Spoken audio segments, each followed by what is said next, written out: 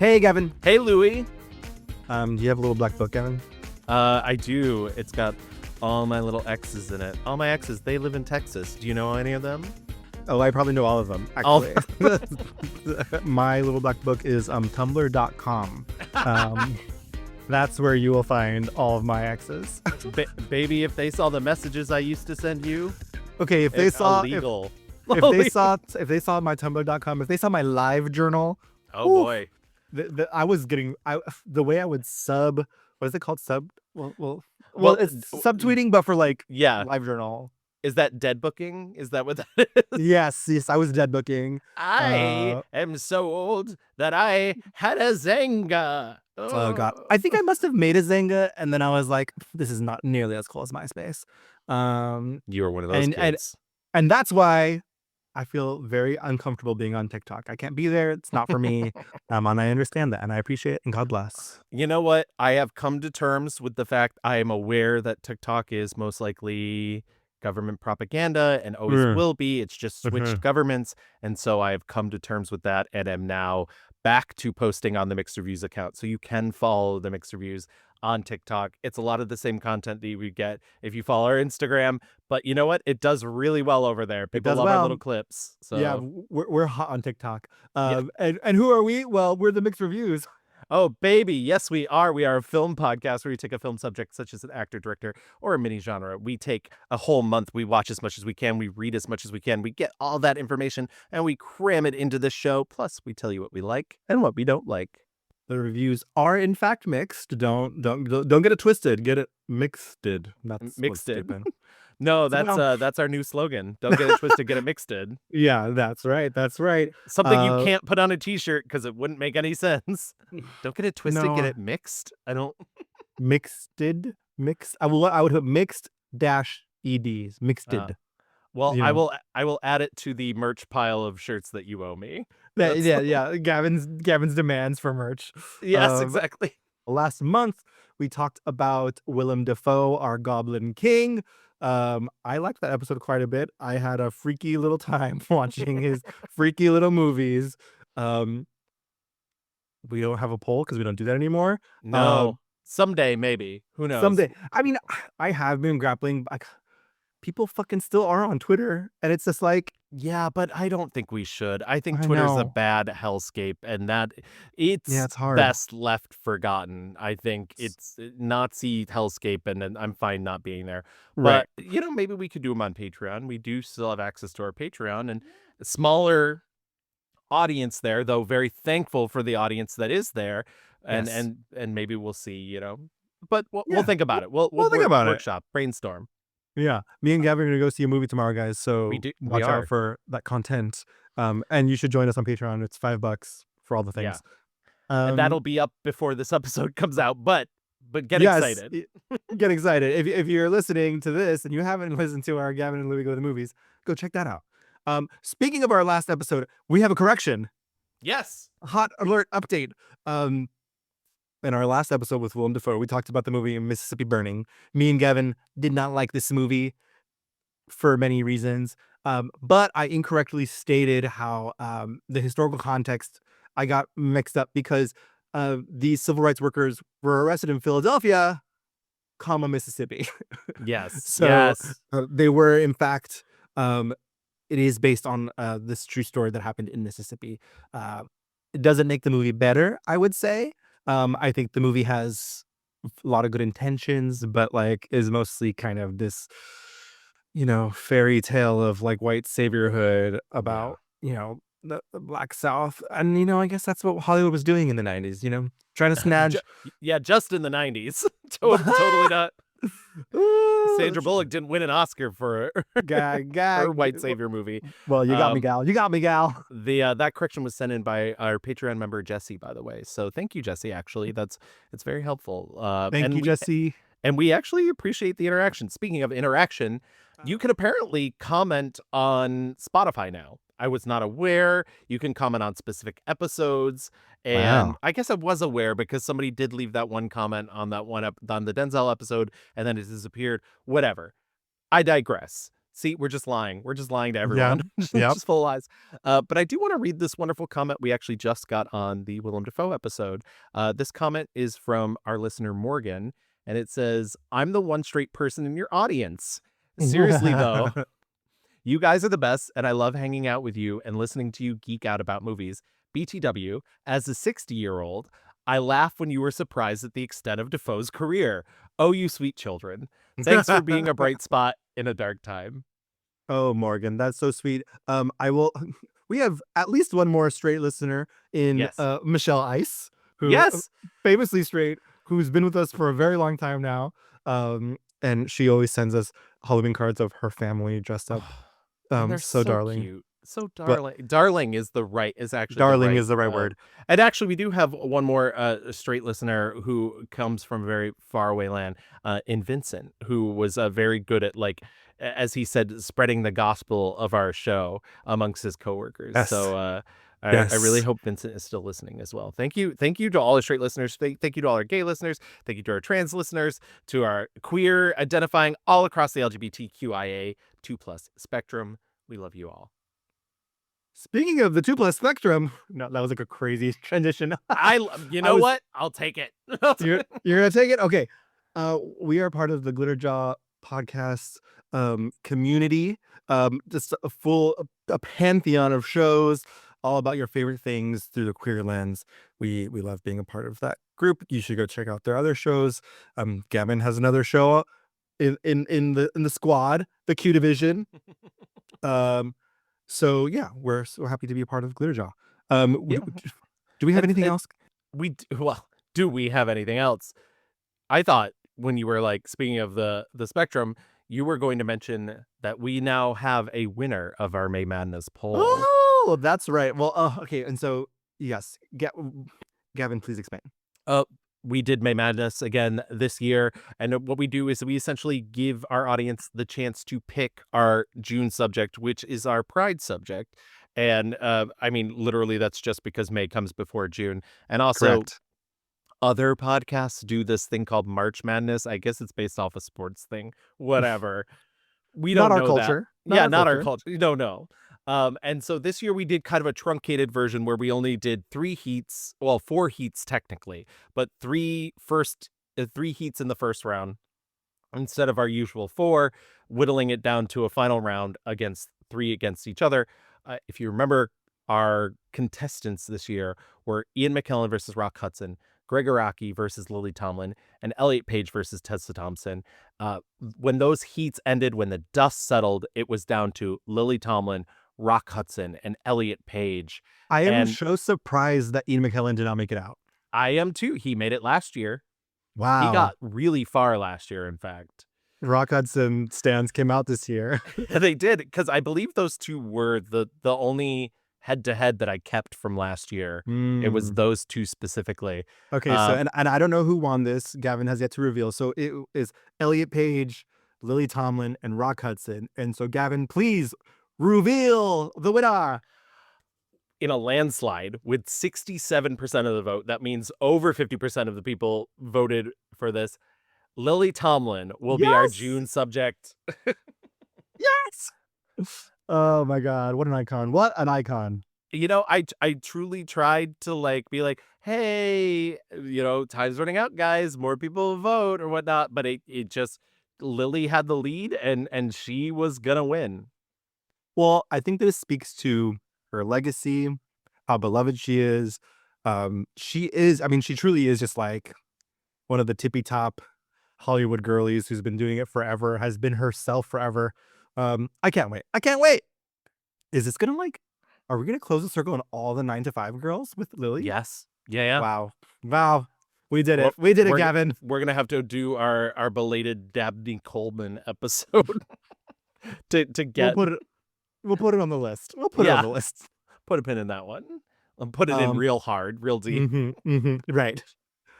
Okay, great. So I think that takes care of all of our old business. Yes. Next month, you will be hearing us talk about Miss Lily Tomlin, queer icon. And then we'll take it from there. Lovely. Gavin, why don't you tell the people who we're talking about this month? We are talking about the amazing, the iconic, the hilarious, but also crying at the drop of a hat. We are Yes. talking about our good old Georgian Southern belle, Miss Holly Hunter. Miss Firecracker herself, Oh, baby. truly. Oh my god, I love Holly Hunter. Every time I see her in a movie, I'm always just like, "Oh, thank God she's here." I feel It mommy is here. I feel safe. it's she just has, like, this radiant energy, and she's been in some bad movies, but, like, she's just always so game. I love her twang is just, like, so comforting. Her presence is just so comforting, even though she's very good at playing, like, these anxious little Yeah. firecracker girlies. Um, she's also I mean, she is everyone's mom. She plays so many moms, including perhaps her most famous mom, Elastigirl from The Incredibles. Um, and yeah, I we've talked about plenty of her movies on this show. We talked about Miss Firecracker with Alfred Woodard and our pageant episode. Um, we talked about the piano in our Anna Paquin episode. Which was Uh, also a Pride episode. yes. What else have we talked about? We talked about broadcast news for our Jo Joan Joan Cusack. Joan Yeah. Cusack. We Yeah, just talked a tiny bit about Living Out Loud in our Queen Latifah episode. So copycat in our Sigourney. Sigourney. Yeah. Yes. She's hitting up all the divas and the dolls. Always. Always. We've talked about Always twice. We I talked about our know. Steven Spielberg episode, and we talked about it with Chels in our Audrey Yes. Hepburn episode. Yes. Home for the Holidays. Why did we talk about for Home for the Holidays? Jodie Foster, directed by Jodie Foster. Right. I mean, so like a lot of things here. And I gotta say, I had so much fun going back and like watching, these favorites and then, kind of going off the beaten path and watching other things. Oh, we've also talked about Raising Arizona. Hello, in our Yes, Coen Brothers episode. Coen Brothers. So just, I mean, it's the thing that I loved about this. Her breadth of work is so vast and kooky.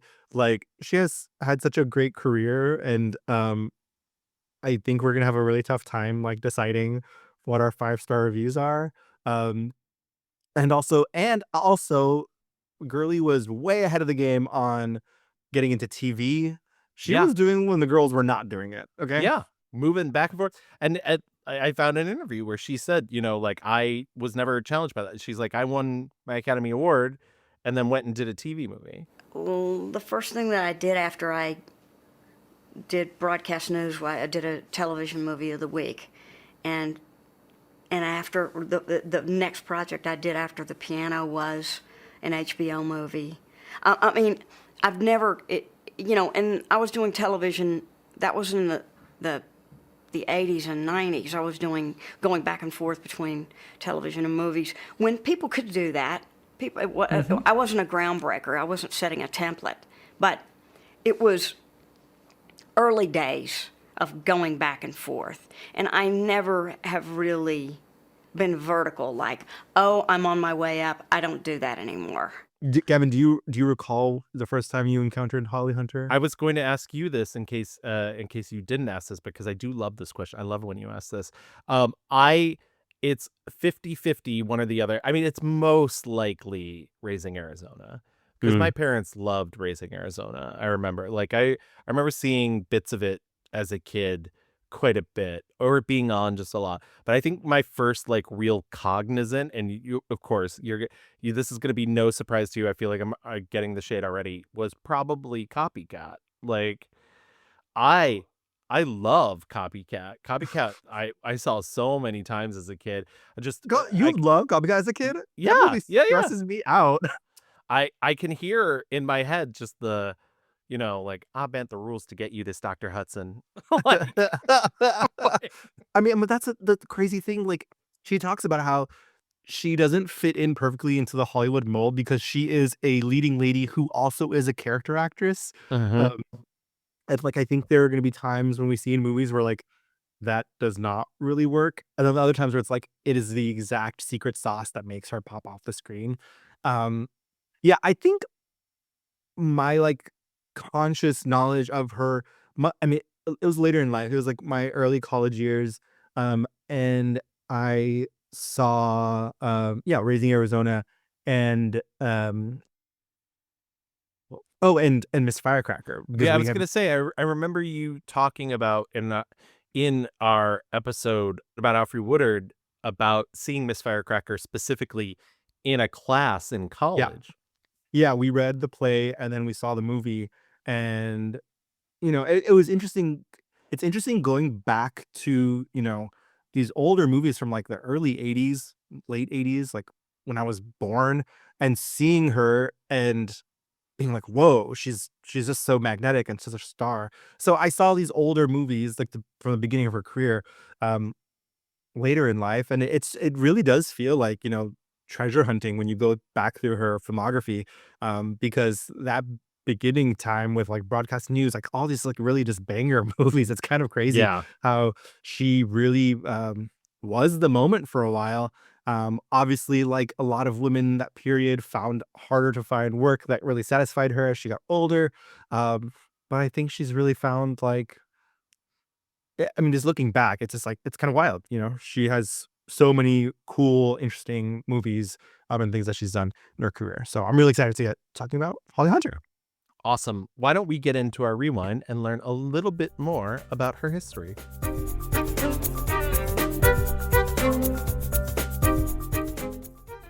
Alicia Huntington. Imagine I just made up people's names. Oh, I do want to get just because I still remember to this day the fact that we did not know Mark Ruffalo's middle name. I did want to give you a heads up. Her middle name is Patricia. Alicia Patricia Huntington.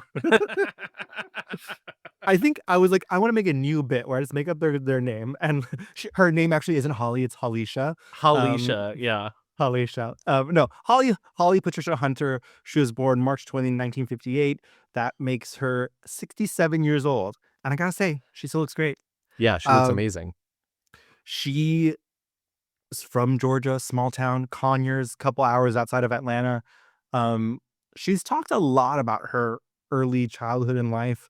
Um, and it's so funny because seeing her on screen, she's kind of very like loose and like she has so much personality. But when she's talking about her craft and her career, she's very like serious actress. She is, Yeah. she is like no nonsense actress, which I think is just really cool. She's the daughter of Marguerite Dede, who is a homemaker, and Charles Edwin Hunter, who was a part-time sporting goods company rep and a farmer. They lived on a farm. Uh, she's the youngest of 6 children. That means 7 little Hunters, not including the parents, running around on this 250-acre farm, which I love. And she said, it was a very male-dominated atmosphere. Yeah. Of those 6 children, there's only her and her sister as women, and her mom. I had 5 brothers and 1 sister, so it was a heavily male-influenced household. But my mother was quite strong, so and my sister had a huge influence on me as well. So we were outnumbered, but the female thing was potent. Although I was not a rebellious kid, I was not a rebel. I wasn't a major rule breaker. But I think, growing up in a really sexist environment, where the boys worked on the farm and the girls were not allowed to, I had my own kind of existence there on the property that I kind of made up. My brothers didn't have that opportunity. They had to do chores, they had to do farm work, they had to take care of the cattle, they had to bale the hay. And so my thing was more kind of moving invisibly around, Were you making up creative? my own thing. As a child, was really into playing the piano, but she says she wasn't good at it. She was like, I was fine, but I was no special talent.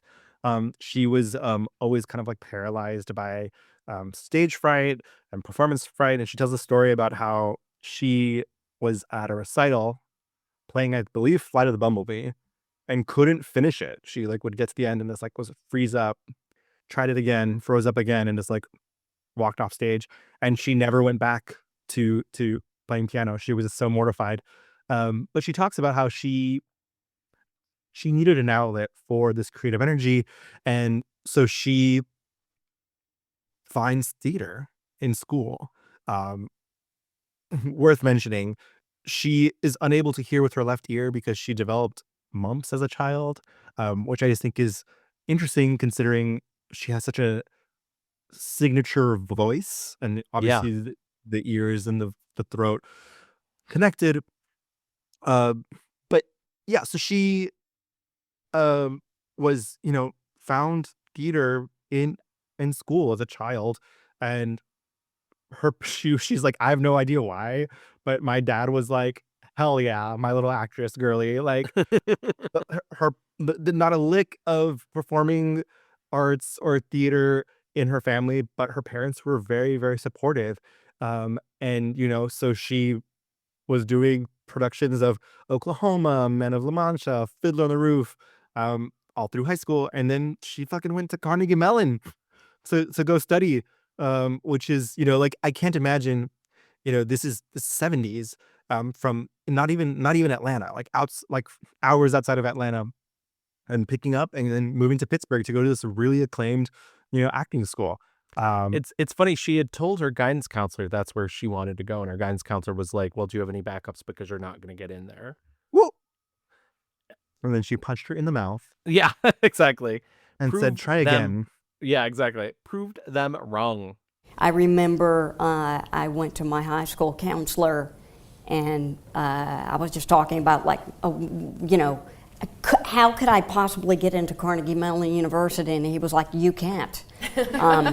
You've got to think of something else." I think what I didn't know also is that she very much is a theater gal. She did not immediately make it onto the big screen. She was doing a lot of local theater in Pittsburgh, and then she moved to New York, where LOL, like she roomed with Frances McDormand.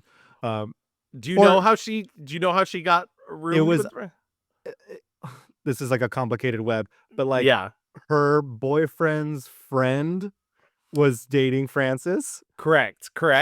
Right. They started double dating, and her and Frances McDormand got on like a house fire, and they both moved into apartments in the Bronx together with each of their respective boyfriends, and then they both split up with their boyfriends, and then Holly Hunter and Frances McDormand moved in together. Yeah, there it is. It is very crazy that she casually runs into Beth Henley, a great American playwright. They were just like in an elevator, casual. They were trapped in an elevator for 10 minutes. 10 minutes, that's all it took. Hey girl. And it led to Holly being cast in her play Crimes of the Heart. And also the Miss Firecracker contest, which we've talked about before. But like, the plays of these, kind of iconic American shows. And she's doing a lot of work. She also, I want to say, I read somewhere that who is the guy that plays, is it Jerry? Not Jerry. Jason Alexander. She lived Yes. she lived with Jason Alexander for a little while also. She was Now, this is where I'm a little rusty in my research, and I don't know. Did she live with Jason Alexander for a little bit because they were in The Burning together, or did that precede The Burning? she talks, okay, I have it right here, don't you worry. She talks about how, oh, and this is incredible also.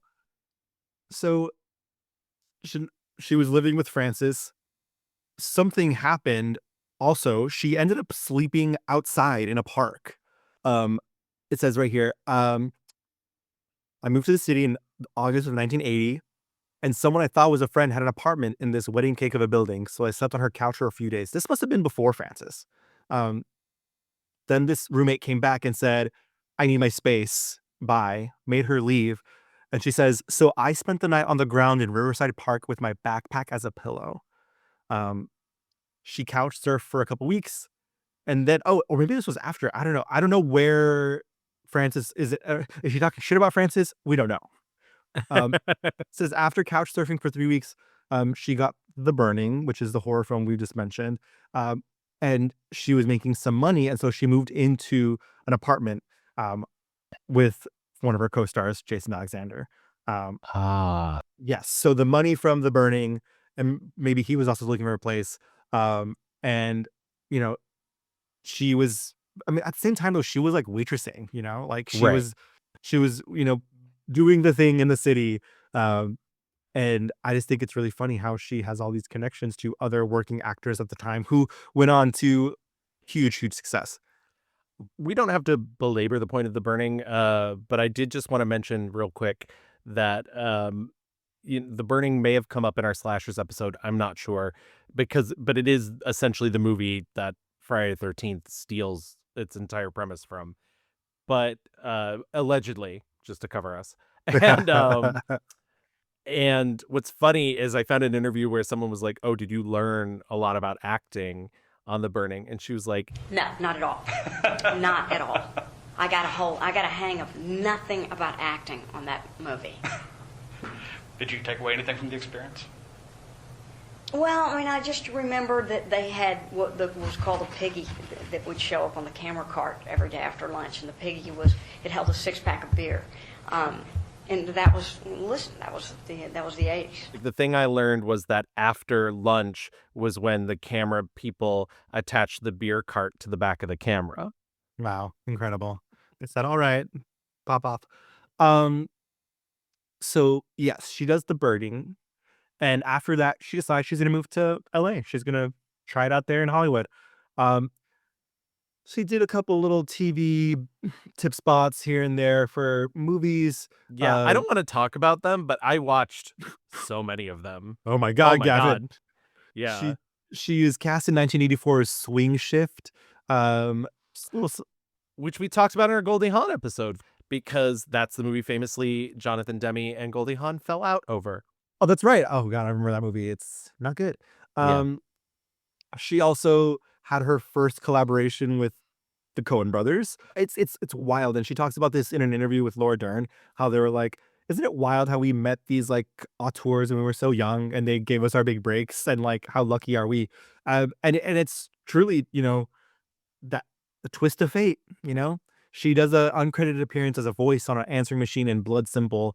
And then Yeah, so just real quick, she was actually supposed to be Frances McDormand's role in Blood Simple, and she couldn't for some reason. She had another job at the time, so she's the one who recommended Frances McDormand audition for it, and then Incredible. lo and behold, Frances McDormand famously married Joel Coen. famously married to Joel Coen, and they were just all incesting about making movies and love together with her ex-roommate, Holly Hunter. What a life. I mean, like, truly, what a life. Raising Arizona, though, my God. Yeah, It's like, she was this is 1987. So she went to New York and LA and was really working it, like really doing these bit things here and there. And then gets this movie that is just like a cannonball, blows up, her entire shit. She becomes a star. when we talked about Raising Arizona in our Coen Brothers episode 2, we kind of talked about how it is very much like live action Looney Tunes. And I Yes. think, obviously a lot of that comes from Nicolas Cage's role is way out there. Yeah. But I think why she's so good is she is so fine tuned in that, like, she's so ready to just like switch from like serious, to like manic to like over the top to back to really serious and whatnot. I love that bit where he like brings the baby to the car and she's like, "This is the most beautiful baby in the world," and she starts Yeah. to cry, and he's like, "Yeah, so many of them." And she's like, "I bet they're all beautiful." He's beautiful. Yeah, he's awful damn good. I think I got the best one. I bet they were all beautiful. All babies are beautiful. This one's awful damn good, though. Don't you cuss around him. He's fine, he is. I think it's Nathan Jr. We are doing the right thing, aren't we, Hi? I mean, they had more than they could handle. Well, now, honey, we've been over this and over this, and there's what's right and there's what's right, and never the twain shall meet. But don't you think his mama will be upset? I mean, overly? Well, of course she'll be upset, sugar, but she'll get over it. She's got 4 little babies, almost as good as this one. It's like when I was robbing convenience stores. I love him so much. I mean, I think like it introduces us into what she does best, which is a woman on the verge. Yeah. She is so good at, you know, it's not manic. I mean, the energy is a little bit manic, but like she makes you believe and understand why these women feel this way, you know? Yeah. And it's none of her, I mean, she's very good at sniffling and very good at, hysteria, but it's always like purposeful. It always feels like really truthful and honest. And pitch perfect within, the project. And I wonder if that comes from the fact that she was trained on piano, because she does talk about acting I don't know if I've ever actually seen her use the wordage instrument, but she does talk about it. Like I found a lot of interviews with her where she talks about, if you had a bad day the day before and you're so mad and you get in there, you take it and you use it. Try your damnedest to not ever express displeasure when you're working. Take the displeasure and have it go underground into the character. So if you are displeased, or if you are annoyed, or if you are enraged, or if you are irritated, or if you are any of these negative things, don't give voice to them. Take it in, and it will come out of your instrument in a creative way. Even if it's incredibly positive, maybe it will fuel your glee. Maybe your glee in the scene will have an underbelly to it.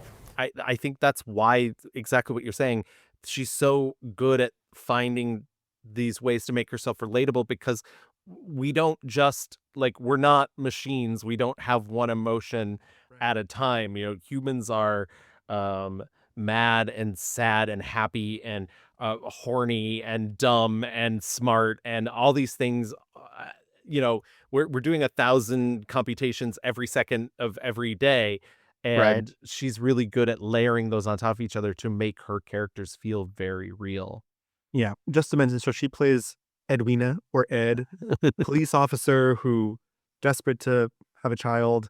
And so her and her new husband, who is this ragamuffin, felony guy, criminal, I guess is the word I was looking for. High. They conjure up a little plan to steal a baby from a set of quintuplets. And it's so funny. It's so good. It's so layered. Love Raising Arizona. She said she was actually a little surprised about the reaction to the film, though, because even though it did very well, and it did well for her, she said she actually got a little pushback from people because they thought that they were making light of kidnapping, and because that the main characters, the good guys in the film, the relatable characters, were the kidnappers, that she actually received a little pushback from people because they thought that. And I think that's so funny, because I can't imagine watching that movie and thinking that it is endorsing the actions of any of the people involved in it. No, I mean, the movie is so interesting in that, I think the desert and Arizona as a space is such a big part of it. And I think it's this, it is a comp for this very difficult world that we live in, and Yeah. it is very difficult to find our joy and happiness and honesty in this desert fucking hellscape, right? And everything is hard. Everything is hard for these people, and even when they're trying their best, they're fucking up. And, all they want is happiness. And, obviously they end up giving the baby back, and but it's, these people, the people who are doing it right are such fucking awful people, Yes. Yeah. and even the criminals, John Goodman and the other criminal guy who break out, they can't even survive in this, desert. They end up going back into prison because that's the only place that the routine keeps them together. There's a lot that you can read into Raising Arizona. I fucking love the movie. Okay, after Raising Arizona, she is, like I said, just a hot commodity. And she again works with another auteur in James Brooks in his movie Broadcast News. Yes. we talked about broadcast news with Joan Cusack. Um, I am a sucker for a good journalism movie, and this one is very good. And, Um, and that was your first time seeing it, correct? yeah, Yeah. The it's so wild that it's the same year. And I will say this, when you watch both movies, I think because of the nature of media and the way that it changes so quickly, broadcast news, at least that element of it feels dated. Not necessarily the interpersonal politics, but the stuff itself about news. yeah. Whereas Raising Arizona doesn't, because Raising Arizona is set in this kind of wacky, almost timeless version of itself. What's interesting about her being cast is she was a really late addition to the cast, because originally they had cast Deborah Winger, and for whatever reason, and Holly Hunter says she didn't even know until later that it was Deborah Winger. He didn't find what it was he was looking for, whatever mysterious alchemy he was looking for between the actress and the part. And finally they just went, okay, open up the dregs. Let's just see every freaking body. And so then I came in, and they thought that I was coming in for a PA. They thought that I was coming in to get a production assistant job for Really? the movie. So, no, I'm here to audition for the Jane Craig. And they went, oh, okay, well, sure. So, so then I got the part. It was an immediate kind of thing, and then I was rehearsing, like the next day. That's incredible. I mean, it is wild because that cast is such a ensemble, and the strength of the movie, or one of the strengths of the movie, is like you believe all these characters who have all these different jobs, and it's like a well-oiled machine of like getting the news done. The movie really, really, you know, it's a workplace drama essentially, but it really leans into this, kind of love story, love triangle, who both are so sexy. I was just Yeah. like, what the hell? Like, even like Albert Brooks, who's like supposed to be like the nerdy, like I know. like asshole one. I'm like, boy, if you don't shut the fuck up and kiss me, like, The scene where he's sweating, I'm just like, weirdly, you're still endearing. I don't mhm, get it. mhm. Broadcast news, though, I mean, it makes her a star. She gets an Academy Award nomination. Um, it's, it's a James Brooks movie, so it's super high profile. Like I said, big cast. It's the movies like dealing with these heady themes about like, celebrity versus, what the news is for, ethics and morals, and this woman who is like being tempted and tested to like, is she Right. gonna sell out what she believes in for this, relationship, who is like, listen, babe, like everyone eats it up. I'm the reason why we're making money. I'm the reason why we're staying around on TV. Like, it's it's such an interesting and good. I mean, like you were saying, there's a lot of dated parts, obviously, because newsrooms largely don't function that way. Right. Like, I would be surprised to find any newsroom that is a local newsroom that is sending people to fucking like Latin America in war Yes. zones. Like, that's not happening anymore. Used I to, but not anymore. I will say, and I probably did say this in our Joan Cusack episode. When I started in this business, I was a news editor, and I started in local news, and we were even far beyond that. But then I moved to New York and started working in cable news, and we were still running tapes the same way that Joan Cusack was in Yep. the movie, and that's crazy to me because that was Yep. 2007. Yeah, that's why. I mean, like, yeah, there were newsrooms like in newspaper world where like they were still laying out papers like by hand, like paste up. Wild. Um, I love this movie. I think she's great in it. I think it's like I could watch this again and again and like get new pieces of information. This time around, I watched it again, and this time around, I was like struck by there it is scenes where you see her sitting and crying. Yeah.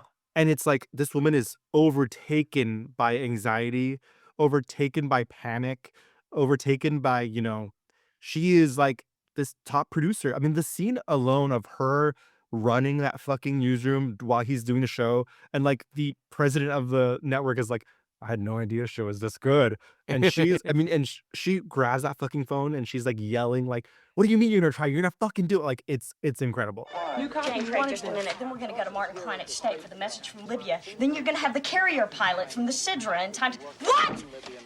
No! You missed him! We only have 10 minutes left. How can you talk to me about parking problems? No, not you'll try. You'll do it. Do it! Or I'll fry your fat ass, Estelle. Goodbye! I had no idea she was this good. Riveting, all around.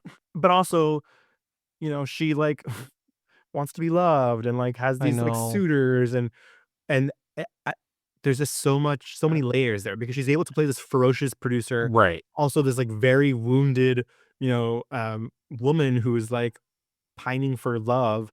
I And think it also culturally comes at a time, and we're still dealing with this for some reason as well, but it culturally comes at a time in which the thought process is like women in the working world, can they have it all? Yeah. You know, can they have, you know, a working relationship with both their personal life and their private life and their working life, and whether it be family or a love, you know, a lover, or and how do those things intertwine? And I think especially when this movie came out, there was a lot of like, they can't. And I think this movie's kind of like, no, that's not true. Like, women or men are not that different when it comes to this, and we are aware that, like, you know, that women do have different wants and needs than men, but like it's not that difficult to balance those, but it is stressful. yeah. And I mean, like, and I will say, people in newsrooms are 100% all dating each other. I Mhm. mean, like, who else are we supposed to date? You know, like we work crazy Yep. hours and like, that is just the way it is. And we both have experience with that, And we so sure do. Yes. So she gets nominated for an Academy Award and she is off to the races. What's funny though is instead of she's getting a lot of offers Yes. and she's like, no, I don't want to be this. I don't want to be typecast. I don't want to do like the same thing over and over. I want to be fun. I want to be weird. I want to do like weird shit. She talks about how I read this like review. Was it no, it was a story in the New York Times back in like 1992 when The Piano came out, and they were talking about how it was so bizarre that Holly Hunter, after like, you know, these two huge films, she kind of fell off. Like her next movies didn't, you know, do that much. She went to Right. TV and how bizarre that was, and like, you know, and she says, oh, I think the New York Times said like, for one, she's not glamorous. Oh my God. And I think, and her quote is like, I don't know the heads of these Hollywood studio guys. I don't know who they are. I don't have any, you know, interest in getting to know them. I'm a weird theater person, and like I'm gonna go where the good work is, whether that's on the stage, whether it's on TV, whatever the thing is. I don't care. And she says, I think that might have been a detriment to my career because I wasn't, you know, I could have kept being the A-list girl. But she, you know, instead she decided to make Miss Firecracker. And thank God. Yes. Yeah. Yeah. I mean, Uh, I can't, I've never seen the play, but I can't imagine anybody else in this role. And I unfortunately will mentally be comparing whoever I do eventually, because I'm sure I'll see it at some point if it ever gets arrived. I'm sure I'll be comparing them to Holly Hunter. yeah. Um, which she played this role in the play in the premiere in New York. And you know, it was a very like small indie movie about the South. I mean, it looks older than it is. It was released in Yes. 1989, but it looks like it's not a luxe looking film, I'll say. No. Um, it looks very old, but it's just so delicious. Um, And like the cast is all people who are famous and well known now, yeah. but like it's Mary Steenburgen, Alfre Woodard, and oh, I suddenly can't think of his name. Tim Robbins. Tim Robbins. Like, Yeah. they were not. I think Tim Robbins and Holly Hunter were maybe the more householdy names when the movie came out. Yeah. Yeah, and it's you know, woman led about it's a complicated, not easy to swallow story about a woman in the South. So I mean, I've talked about this movie a lot on this podcast. let's just leave it at I love this movie very much. Yes. Next up, she does Always, which is also a kind of a flop. Steven Yeah. Spielberg. It was supposed to be. I mean, like I think at the time people thought it was going to be something, but nothing really happened. Yeah. I will mention Richard Dreyfuss in this movie, and then she also is with Richard Dreyfuss in fucking Once About. Once around. Sure. We'll get to that in a hot minute. But I was like, oh, him again, girl. She makes the made-for-TV docudrama Roe versus Wade, which I think. I mean, I'm gonna be very honest. I didn't watch any of her TV stuff, even though a lot of it looks very interesting to me, and I want to.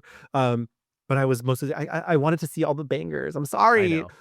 I will say one of the TV movies she makes is absolutely one of her 5-star performances, but it's not this. The crazy mom one. Yeah. Okay, love it. This is very made for TV. Kathy Bates is in it, which like we didn't talk about in our Kathy Bates episode. It's fine. It's very like it's almost not really interested in Roe versus Wade. Like it's not interested in the legality of any of it and whatnot and how that shapes out, and therefore was kind of a failure to me. Like it's got some nice moments, but it's not great. I can imagine politically for her career, it didn't help things either. It's like, why is she making a TV movie about fucking abortion? Like, this is, kryptonite. Okay, Once Around with Richard Dreyfuss again. Another auteur moment, Lasse Hallström, who is like an acclaimed director. Yeah, this was his first English language film. I had never seen this movie before. Me neither. We have to talk about how he makes her do a Boston accent in this film. Yeah. And God bless, she's doing her best. But her best ain't cutting it. And I will say her and Laura Sangina Como together doing it too. The Caesar, because they play sisters and like, yeah. You know what's also fucking weird about this movie is, so I tried. We were at a party together recently at my residence, and I tried describing this movie to a group of people, and I was like, it's about this woman who falls in love with this man who's kind of like too intense and too like wanting to be involved so much that it begins to drive her family crazy. And if I were to tell you that this film is not a comedy, like it is it's literally a drama about how this man is too much. Yeah, I mean, I think on my Letterboxd I wrote something like, is the theme of this movie, or like what I'm supposed to walk away with this movie, is that like assholes deserve love too, I guess. Yeah, I mean, it's so strange. It's just like it's a very big swing movie, I would say. Like a lot of characters, the sisters having an affair, big drama. I mean, but it's just kind of so. But I was like, I don't know what happened. Like, they have a huge fight about hating this guy, and then it's like, no, whatever, family, and then he dies. Like, what the fuck? The next year, though, she is nominated for 2 fucking Academy Awards in the same year, which is a rarity. Yes, she's a rare Pokemon. Okay, it's 1993, and she has 2 films: The Firm, where fucking Tom Cruise is like a lawyer in. Is it Tom Cruise? I'm making that up. Okay, it's Tom Cruise. He's a lawyer in Memphis. So I just could not get over how they were like, yeah, it's Memphis. It's really fucking like a big deal. I was like, okay. Shenanigans abound. She plays like a secretary for a detective. Yes. She's like in a Dick Tracy movie. Yeah. She's also like wearing costumes, I believe, isn't she like underneath Gary Busey's desk when he dies? Killed? Yeah. Very supporting role, I will say. She only has a couple scenes. A true supporting role. Role. She's so hot with David Strathairn at the end. When she says, that's not even my best, what does she say? That's not even my best attribute, I think. That's not even my best attribute. And I was like, oh my, electrifying. Her and David electrifying together. The movie is very whatever, I guess. Yeah. But I'm glad she got nominated. Great girl. Yeah, the whole vibe. He was like, "Ah, I gotta take this job, babe. They're offering him $96,000 to live in Memphis." In the 90s, Amazing. like $96,000 in Memphis today is a lot of money. Yeah. He was Um, basically a millionaire. yeah, he ran the shit. Um, her perhaps more well-known work or more acclaimed work is in Jane Campion's The Piano. She plays a mute, being a mother of a Yeah. baby, Anna Paquin. She's having an affair with Harvey Keitel, who's really a lot naked in this movie. I keep forgetting that Yes. he's very desnudo. Um, it's and she wins her Oscar for this. She wins this Oscar. When I was 6 years old, I started pretending to play the piano on the windowsills of my bedroom in the house where I grew up. And then after a while, my parents realized that I wasn't going to stop, so they got me a cardboard keyboard to play to see if that might, I would get tired of that, but I didn't, and so then they got me a piano. So for the next 10 years, they let me have piano lessons. So I need to thank Aline Parrish, my first piano teacher, and I need to thank my parents for letting me have these lessons. And Jane Campion, I love you, I love you. I will say, watching it again for this, I am just so flabbergasted by Anna Paquin. Yeah. It is incredible. I don't remember. I should have went back and listened. I did not. I maybe gave it my 5-star review for our Anna Paquin episode because she's so good, and you see that spark and everything in there. And Holly Hunter even says, she was a genius in that role. Like she just really was, especially because she has to communicate for her Yes. mom in so many different ways, including sometimes making it up. Yeah. I mean, they made a sign language for this movie specifically for that relationship Yes. specifically. I think Jane Campion, obviously genius fucking filmmaker, just so atmospheric. What I think is so interesting about the performance, Holly is so known for her voice. Yeah. Like it's signature. And so to take that away and put her in this role where she has to just be physical and communicate all that, and then and she's so good because like we talked about, she's always on the verge, and this is a woman who is like exploring the like boundaries of herself, her sexuality. And fucking Anna Paquin nails that little accent and is just like it's astounding. Like top tier amazing child performances. And Um, it's tough because a lot of the emotions that she has to convey is going back to what I was talking about are complex emotions. A lot of Mhm. it's not just one thing at a time. And Yep. like you said, they did have to come up with it with their own sign language because there was no uniform sign language back then. So a lot of times it was just families making things up to communicate with each other. And so yeah, it's a really fascinating layered performance, and to also do that and to also have to be so sexual in a way that's Yes. not often presented on screen when it comes Yep. to women, because she really does like give herself over to this sexual relationship she's having with Harvey Keitel because she's not sexually attracted to her husband at all. Yeah. I mean, like it's an astounding movie, and I think she's really good in it. I I just kind of default to Anna's performance. It's just kind of crazy. But super sexy, super, like I said, atmospheric, um, and physical, obviously. So she wins Best Actress at the Academy Awards in 1993. Imagine if she won both. I She know. was- I was thinking that. I was like, That would shot have at been, that would have been a gag if she won both. um, so I also want to mention around this time, she has talked about how she was also producing theater in LA. Like during all this, when she was like off or not working, she was like, yeah, the hardest part about doing theater in LA is that like no one gives a shit about theater in LA. And it's hard to like get people to, commit to doing, long runs. But that's where she was. It was cheaper to do there than in New York. But I just love that. And I think the piano really speaks to like her training as a theater actress. So there's that aside. She does Home for the Holidays, which we talked about for Jodie Foster. I like that movie, kind of kooky booky movie. Yeah. Again, like a family dysfunction thing. Robert Downey Jr. Talking about Woman on the Verge. Yeah. After Home for the Holidays, she does Copycat, which we talked about. I mean, once again, because I told you I love Copycat as a kid, we don't have to talk about it too long because she's not the star. She's the secondary character. She's the Yes. second banana to Sigourney Weaver.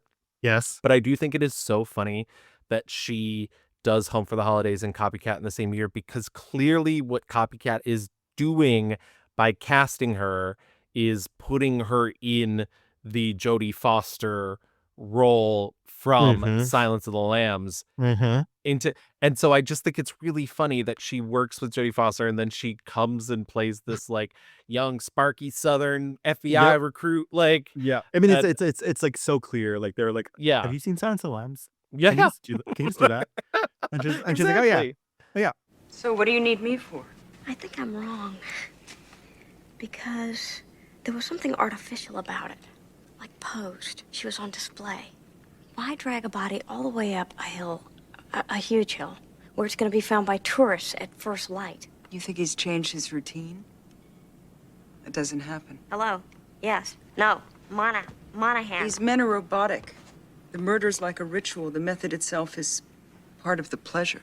Why is that computer turned off? Because I turned it off. Can't do that. I believe I can. But would you like me to turn it back on? Okay, thanks. I also want to say she's talked a lot about. She's like, oh, I've done movies I didn't want to do. I just needed money. yeah. She's like, whatever. And she also, unlike a lot of other actors, she got the question once, like, do you watch yourself? And she's like, if it's something I like, if it's something, she's like, I'll stop and watch broadcast news any time of day. Some things I would. Yes, broadcast news is definitely, I have done that. I've done that with broadcast news. Other things, no. And some things I've never seen. She hasn't talked shit about movies that she's been in, not that I could find, but she has been open saying that, like, I don't like some of the movies that I've done. I knew that they're Yeah. bad. I Going in, I did- knew they're bad. I did see her talk openly badly about one movie that she has since come around on. But I'm going to make that Hold my that for 1-star later? review. So Okay. we'll get there. We'll go that later. After and again, she's being weird. She's being kooky booky, and she can afford it now because she has an Oscar. She does David Cronenberg's Crash, which we also Yes. talked about. Yeah. We talked about it in our James Spader episode. It's so funny because she was in hot pursuit of David Cronenberg. Cronenberg was an auteur that she wanted to work with, to the point where she said she had shorthand with her agent where every month she'd be like, what's Cronenberg up to? About once every 6 months, I would ask my agent, so what's Cronenberg up to?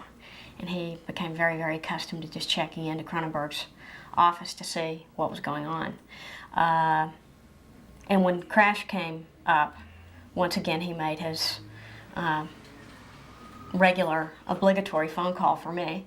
And there were some women's roles that might be interesting for me to look into. She said, "Get me the freak. Got me the Yeah. freak." Exactly. Finally, her agent was like, he's doing this thing called Crash. He'd love for you to read it, you know. He's and- like, do you want to fuck a car? Yes Yeah. or no? I love her performance in Crash because it is totally unhinged. It is, I mean, Crash, as we talked about in our James Spader episode, is a movie about people who are literally aroused by the idea of cars crashing. And I mean, part of it is literally the cars themselves, but part of it is also like the mortality of it, the idea that they could die, and her character has horrible scars. She wears these braces on her legs that restrict her. She has basically a vulva like scar on the back of her thighs from a crash injury. James Spader fucks that scar at one point in this movie. Like it's wild and unhinged and abandoned, and she just gives herself over to this role. And what's great is, once again, going back to that idea that she's playing multiple things, she is, for something that is so erotic for her, she's also so detached throughout a lot of the movie. It's a fascinating performance, I will say. Yeah. The Junior pathologist at Ashford Hospital. Then the husband of a colleague of mine. Then, a trainee radiologist. Then the service manager at my garage. You had sex with all those men in cars? Only in cars? Yes, I didn't plan it that way.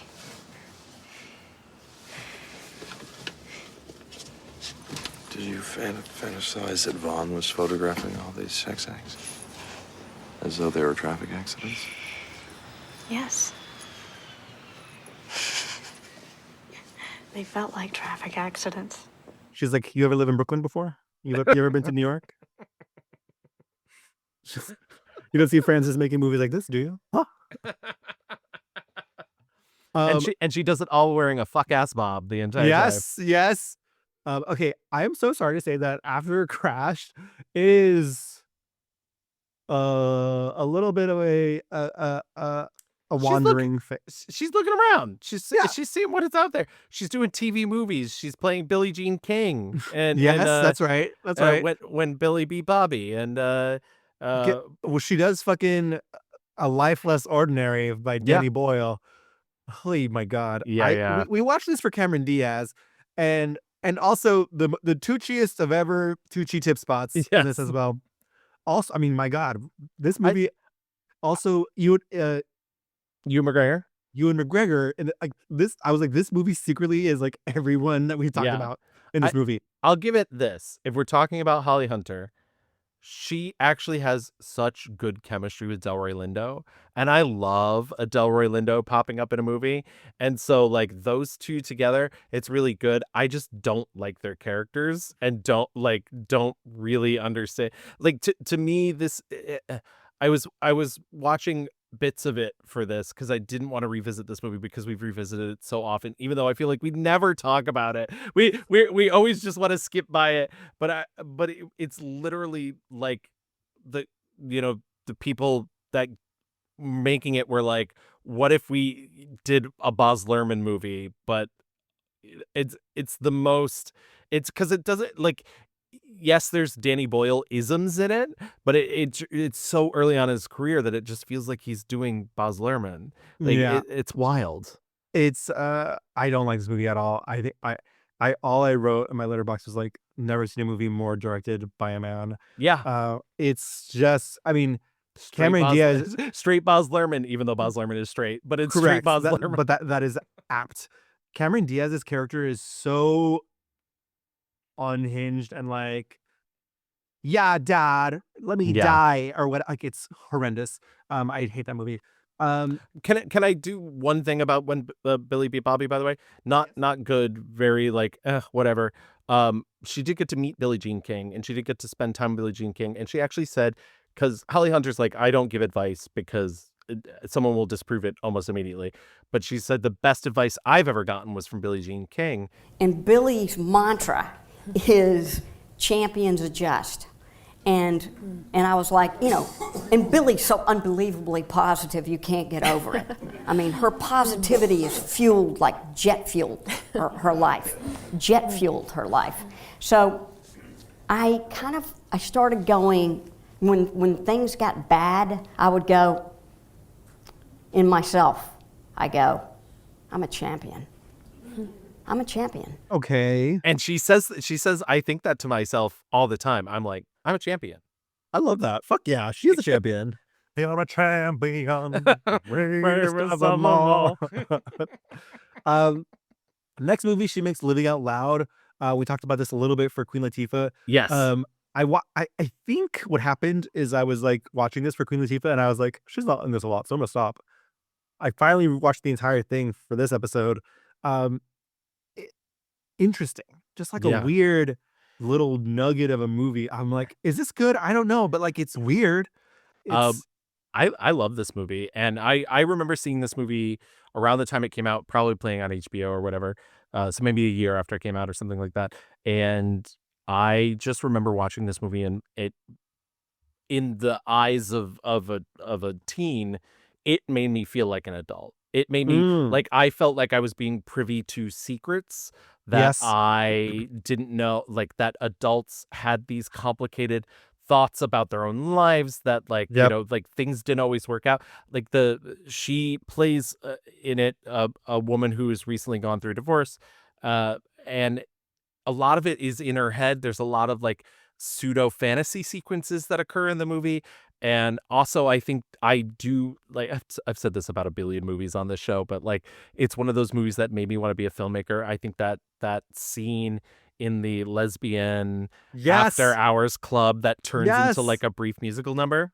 With Rachel Lee Cook. Yeah, which is, you know, I'll talk about it a little bit later, but the Rachel Lee Cook of it all, like it's so good and so brilliant. I like this type of movie where it's kind of just like a brief snapshot of a person's life. It's maybe not even the world's strongest script, but I think the actors really enhance it. And like you're just really seeing just these people in this moment. It's just a tiny moment of their lives, and you're in it and you're out of it. And I want to spend time in this world.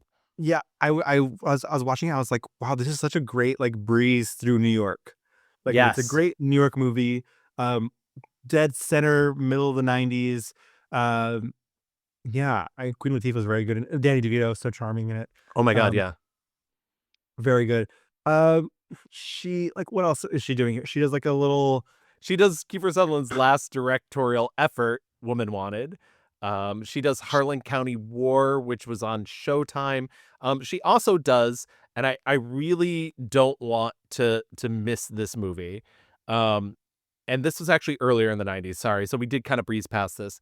I will say maybe the best TV movie ever made, or possibly one of the most important TV movies ever made. She does a movie called The Positively True Adventures of the Alleged Texas Cheerleader Murdering Mom.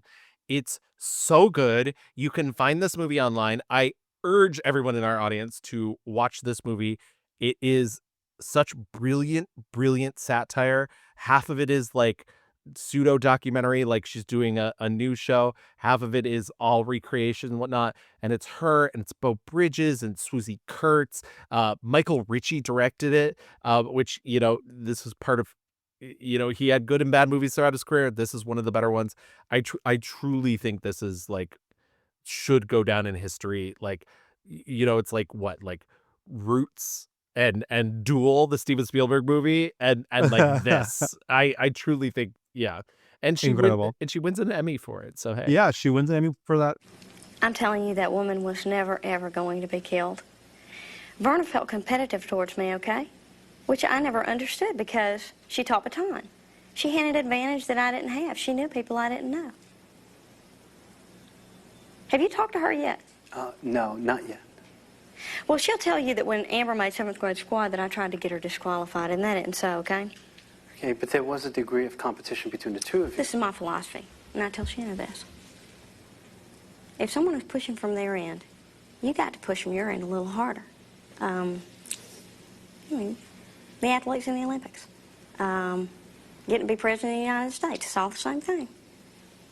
There's nothing wrong with competition, as long as you can keep it where it belongs. But I don't think that was the case with Verna Heath. I think she wins 2 Emmys for her TV movies. Yeah. So not too shabby on that end. She does you know, a couple little things like but minor, Moonlight Mile, Yeah. Levity. Boo, boo. She's Both in those things. Oh, she's in- Levity, by the way, we also talked about in our I watched it for our Kirsten Dunst Kirsten Dunst? Redux. I did not watch that. No, and you do not need to. She's also in you know, in Oh Brother Where Art Thou, teaming up with Yes. Coen Brothers. You know, we're now in like the aughts, the early aughts. I would say the roles are kind of like evaporating a little bit. She's talked about how like she's like you know, everyone always says like do you get mad that you're only playing moms? And she's like, well, I've always been playing a mom. Right. Like, you know, my first movie in Raising Arizona, I was like so desperate to be a mom. And she kind of says like the moms are such interesting characters and like they're so layered and complex. And so she's not mad about it. But I do like that when she received that question, she's like, oh, it's such a good question, because I do think women fear when they stop getting offered. Yeah. She said something really brilliant about how like women when they stop getting offered the lead and start getting offered like the mom, but she likes to think of people that are not the lead as being working in tandem with the lead. It's also really exciting to be part of another character, i.e., when I play the lead, in some ways I feel like every other character is a facet of me. And when I'm playing a supporting part, I feel that I am a facet of the lead. You know, and in that case, it would have been my daughter.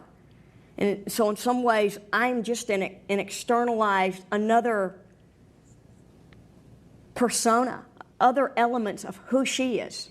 Because that's who we're talking about in this movie. And I think the next movie you're going to talk about specifically, she spoke about how like she's playing a piece of the lead that Evan Rachel Wood is playing. And that movie is 13. In 2003, this was Catherine Hardwicke's directorial debut. This is her first movie.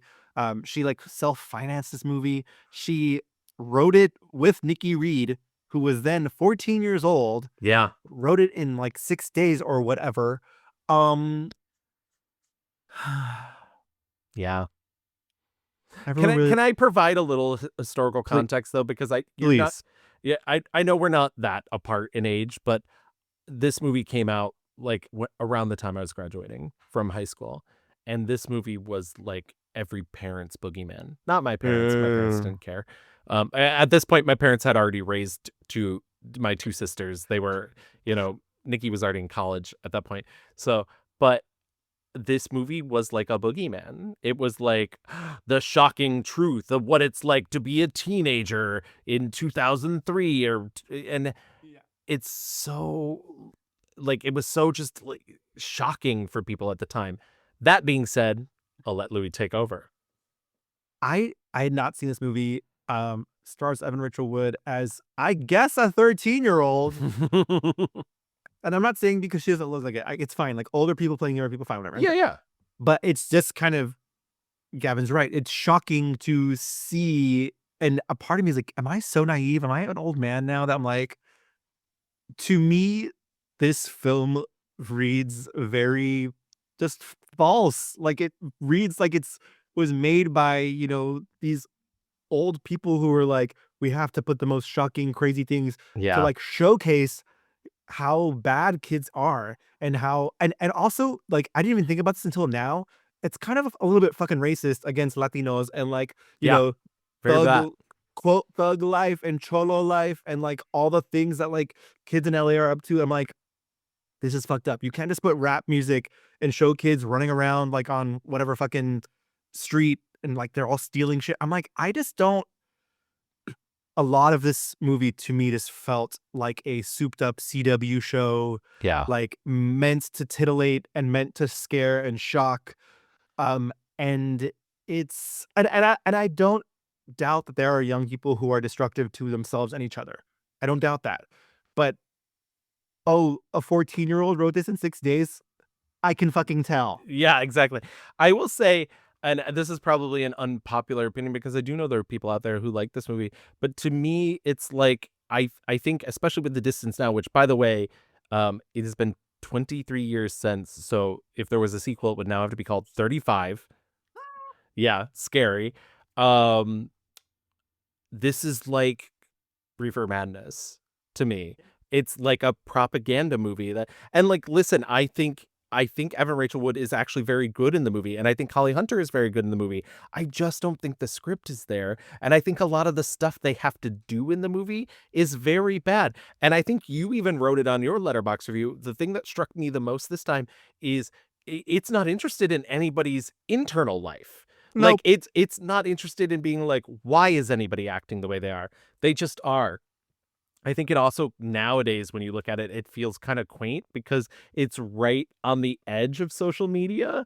So like social media just isn't there. And so like this 13-year-old's experience, which by the way is the most extreme 13-year-old experience out of like, is not the same as like the 13-year-old experience that my 25-year-old niece had. Right. Like it's crazy to me to like look at because it's just such a brief window that it was already dated like 5-6 years after it came out.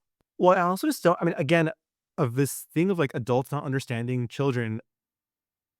To me, I'm like, there's in no world any adult who is working at a tattoo parlor or a piercing shop who is like, oh, this 13-year-old's gonna give me a blowjob. So yeah, I'll just do the thing. To me, Right. that's fucking nuts. There are no adults, drug users who are like, why don't I give my fucking drugs to a fucking teenager? Like, that's expensive. Why would Right. like Right. it Well, it that's the whole when people are like people are lacing Halloween candy with drugs, and it's like, no, they're not. no, they're not. No, It's literally, no, too they're not. expensive. Like, I also just don't like the framing of like young girls can be duplicitous and will entrap men and like make like that makes me uncomfortable. Like I don't, yeah. and I don't doubt that there are. I mean, the movie's incredibly judgy about women as much. Besides that, so I mean, there's like the one character whose mom can't take care of her because she gets botched plastic surgery. Like it's very It's her judgmental. cousin, It's her cousin. That's right. but I mean, it's just like the entire time I was like, this is a Gossip Girl plot scenario. I mean, I don't maybe people really like this movie. And Holly gets nominated for another Academy Award. Um, it is what it is. In 2004, she's in Little Black Book with Brittany Murphy. Gavin texted me to say, "Girl, you need to watch this movie." Yes. Well, because I watched it for Kathy Bates, another movie that she was in with Kathy Bates. Yes. And essentially, like Little Black Book, the thing is like Brittany Murphy plays a young R.I.P. Brittany Murphy, by the way, plays a young like wannabe entertainment producer.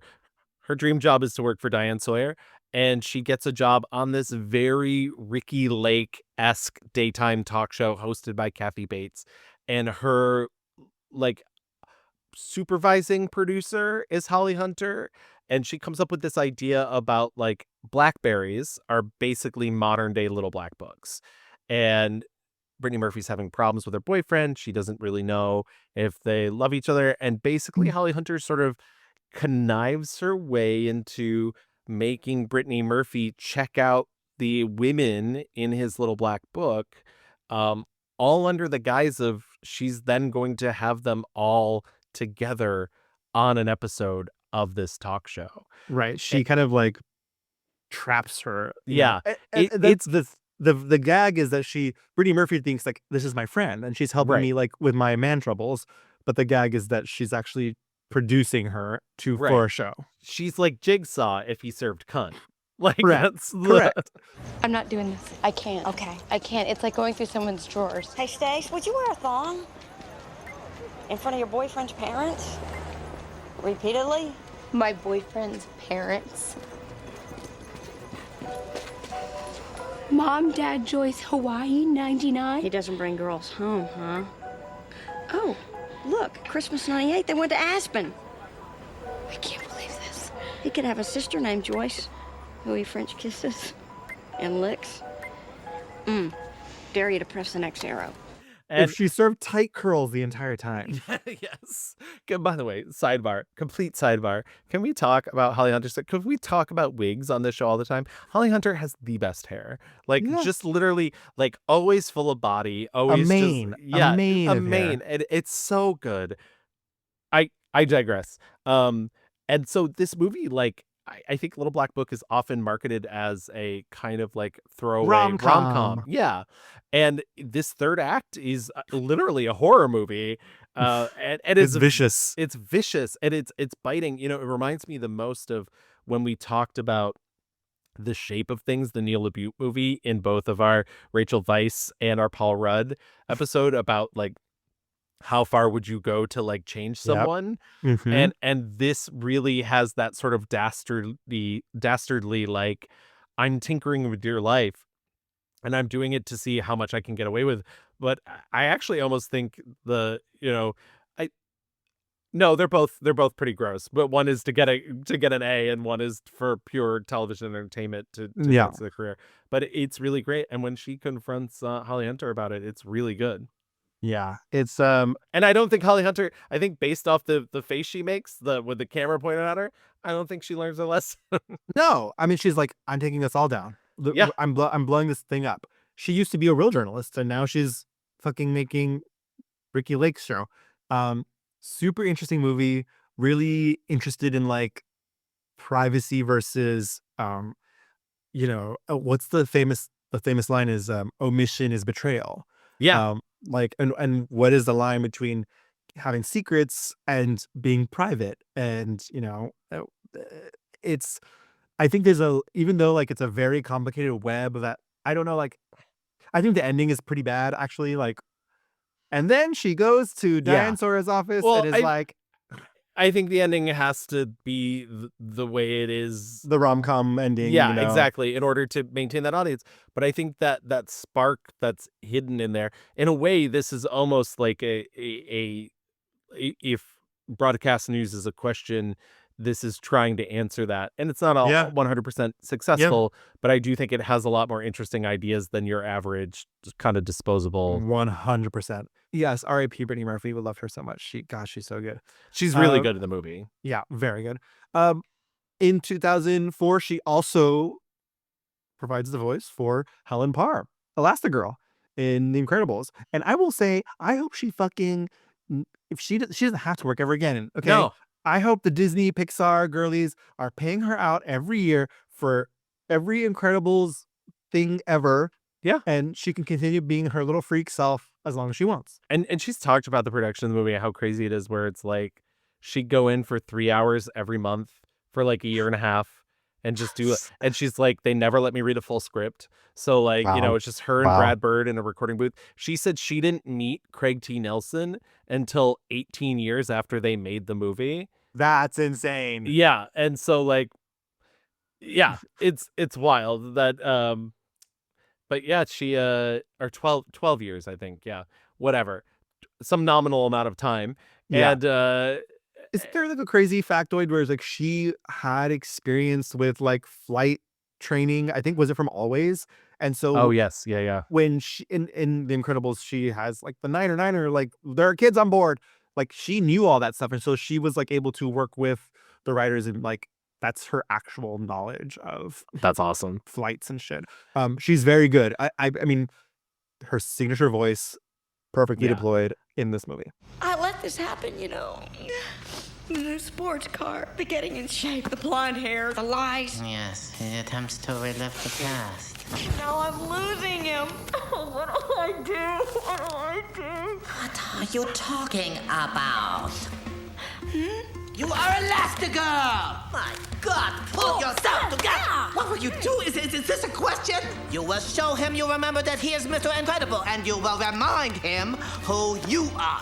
I do want to mention, by the way, that she was also the original voice of Chicken Little in the Disney Chicken Little movie during early production in 2005, and then they replaced her with Zach Braff. Boo, downgrade, boo. Yeah, it's weird that they were like, is Chicken Little a boy or a girl?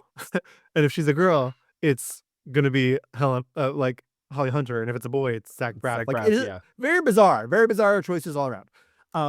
In the words of Sasha Velour, gender's a construct. Tear it apart. Tear it apart. In 2005, she does a black comedy drama in The Big White. Yeah. I did not watch this. I like started it and I was like, I already don't want to fuck with this movie. Yeah. I don't know where she is in this. It's bad. She plays a woman with Tourette's, and then it's revealed like 2/3 of the way through the movie that it's most likely not even real Tourette's, that she just like wants to have something to make her life more interesting.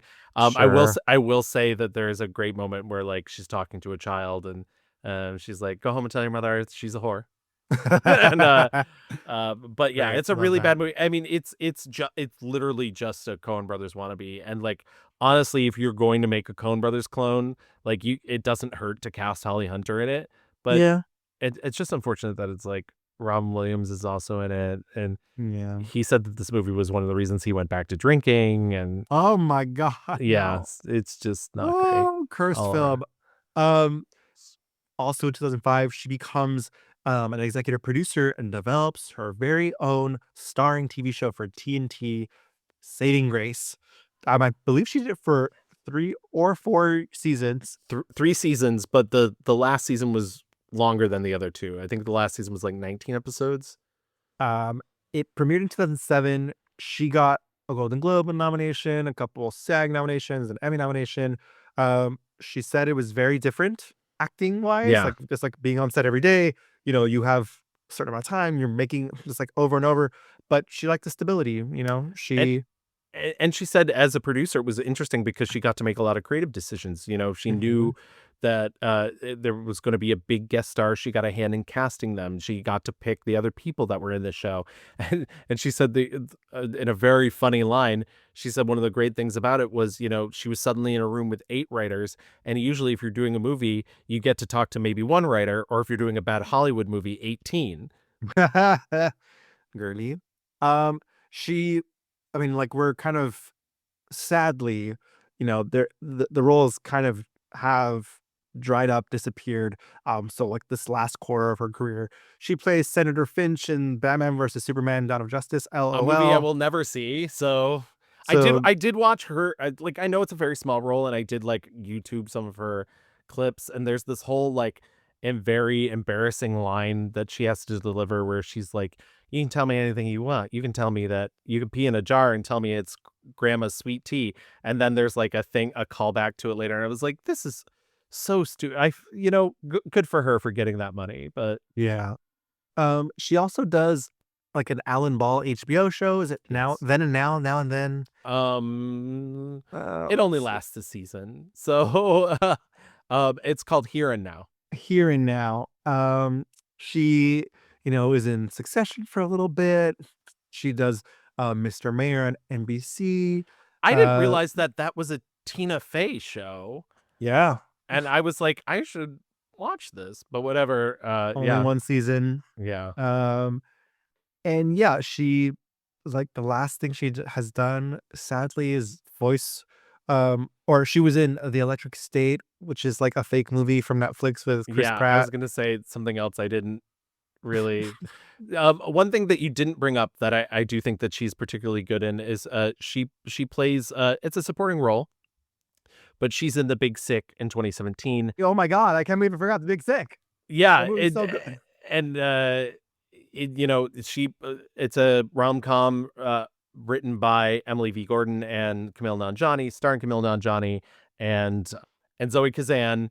It's autobiographical about how they met, and essentially Holly Hunter and Ray Romano play Zoe Kazan's mother and father after Zoe Kazan falls sick in a mysterious illness shortly after breaking up with Kumail Nanjiani, and like he gets involved in like getting her to the hospital and intubating her and staying with her parents during this whole thing.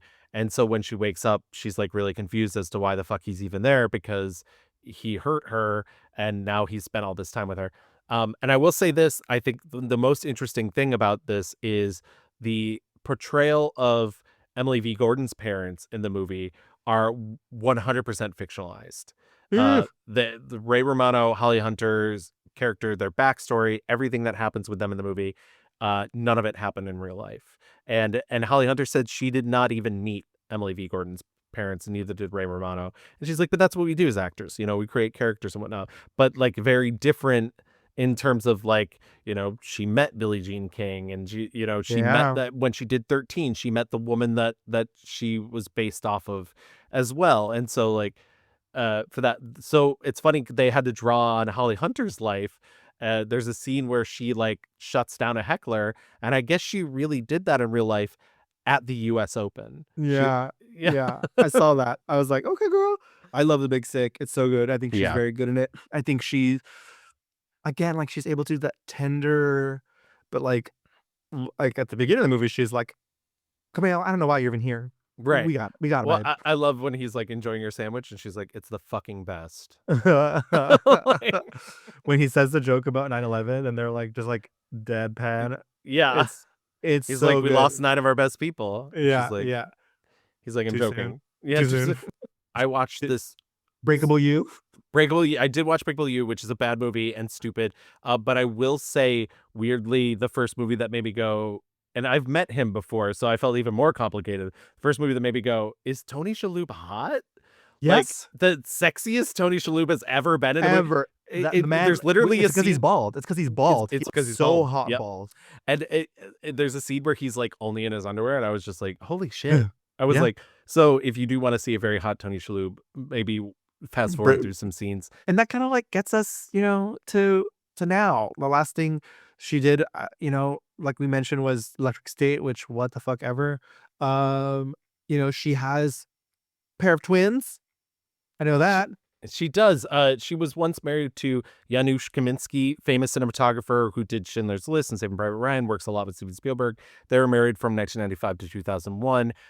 Since then, she's been in a relationship with British actor Gordon MacDonald, and they met doing a play, the By the Bog of Cats, Right. Sure. which is funny. Which is a real play. Yeah. That was written. Which is funny because it's about a woman who was abandoned by a lover. So it's really funny that they met there. But yeah, from that relationship, she gave birth to twin sons in 2006. So God, those kids are like 20, basically. And in terms of charity, I love to talk about charity. You do love your charity. She's been a lot of philanthropic efforts, mostly for healthcare and children's well-being, including the Addenbrooke's Charitable Trust, Shooting Star Children's Hospital, and Bowel Cancer UK Research. Additionally, supporting National Breast Cancer Foundation and Michelle's Place, which is a cancer research center. So obviously, like, cancer is a charity that's very close to our heart. But yeah, I know it seems silly but I just think rich people don't need all that money. Mm-hmm. Say that. So. Okay, Gavin, why don't we get into our picks? Excellent. Let's do our 1-star reviews first.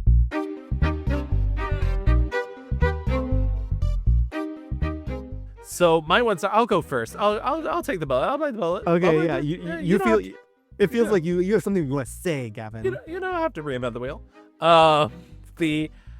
I actually do think there's a couple in here that would work really well. We didn't even talk about the movie Paradise, which was the Diablo Cody directorial debut, which admittedly she's in for 5 minutes, so I couldn't give it that, even though that movie is a chore to watch.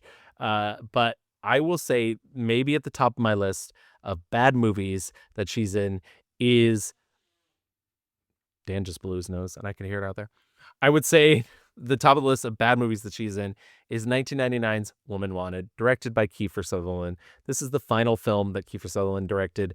He later disowned the project, and it was the very last film that the Directors Guild allowed the pseudonym Alan Smithy to be used as the director. Even though the copy that I saw, Kiefer Sutherland's name was on it. So essentially, she plays a woman who is hired as a housekeeper for a widower. And he's like, also, my adult son lives here. And it's Kiefer Sutherland. And he clearly has some sort of manic depressive issues that are going kind of untreated. And essentially, she's like trying to figure out how to live amongst these two, where this man is kind of Michael Moriarty is playing this kind of milquetoast button-up professor type. And Kiefer Sutherland's kind of this like wild cat who like half the time is locked in his room and half the time is like saying really provocative things, including using the N-word. Like, we love that. And at one point, Holly Hunter's like, oh, we're just going to ignore that. And I was like, thank God. Anyways, for 1/3 of this movie, you're like, okay, clearly this is like some sort of weird romance being set up between her and Kiefer Sutherland, because clearly this man hired her because he can't take care of his own son, even though this man is a grown adult. And the movie wants you to believe he's like 22 and in college, but this is like 35-year-old Kiefer Sutherland. This is an adult man. A grown man. This is a grown man. So I was like, okay, it's clearly this like love story between them, like waiting for it happens. And then like essentially at the end of the first act, she falls in love with Michael Moriarty out of nowhere. They have no chemistry at all whatsoever. And she's like writing this professor man who like it has no personality whatsoever. And they're like going to get married and Kiefer Sutherland like gets so mad and he disappears for a couple days, and he's written poems about how Michael Moriarty didn't even love his mother or whatnot, and he comes back and he's married Carrie Preston, who is like big and bubbly, and then immediately locks himself in his room for weeks. And Carrie Preston's like, I don't know what to do. Like, he won't come out of the room. And Holly Hunter, goes and tries to coax him out of the room, really comes to understand, confronts Michael Moriarty about what does he mean you didn't love his mother? Like, you moved on quickly after her funeral. But why did he write, my father, who had never loved my mother, laid her to rest in most indecent haste? Oh, for Christ's sakes. That's what he's writing? What does it mean? Obviously, knee. I'm going downstairs. Why was Marion buried in haste? And his father's like, no, it's just her death was so devastating to me. I just felt like I never loved her in the way that she deserved. And that's what he's picking up on. Long story short, she sleeps with Kiefer Sutherland. Sure. And then decides, this is untenable. She can't have them both. So Kiefer Sutherland checks himself into rehab to get some help with the mental problems that he's currently having. And she decides to like leave them both. And the last scene is her and her daughter out somewhere. Kiefer Sutherland and his father having finally reconnected, even though like this woman tore their lives apart by sleeping with them both, and then abandoning them. And she like has a picture of them up in her house. How old is so like he's supposed to be 22 years old. Yeah. And the dad is like 50 something or other. Yeah. And she's Holly Hunter, and this was 1999. So and she's Holly Hunter. She's Holly Hunter. She's just looking her spring best. Like I don't know. Like I don't know what the point of this movie was. I don't know what it was looking for. I don't know what it was attempting to say about interpersonal relationships, about love, about sex, about life, about longing. And it didn't do anything for me. And this is the movie that I will say that I saw her in an interview talk a little shit about and then be like, actually, I've rewatched it recently and I think it's a little gem. I think she's being too kind. It's a bad movie. Girl, just own it, Holly. Yeah. Okay. Especially when Kiefer disowns it. Like, you're fine. It's so funny too, because the poster for this movie is very thriller. It's like her and Kiefer's face over her in the dark, and Michael Moriarty with a tie undone. Like no one knows how to sell this movie because there is no tone for this movie. It's barely a movie. It's barely a movie. I didn't want to spend any more time with these people. Great pick. I just like switched in my head what I think my 1-star review is, because even though I had a horrendous time watching 13 and what the fuck is it called? The Life Less Ordinary. Yeah. I think those are worse movies than what I'm gonna pick. But I think what she is maybe perhaps the worst in has to be 1991's Once Around. And I'm sorry that I talked so much about it earlier, but it made me realize like, oh no, this is the thing that I actually think she is kind of lost in. I mean, it's the accent work is cuckoo bananas.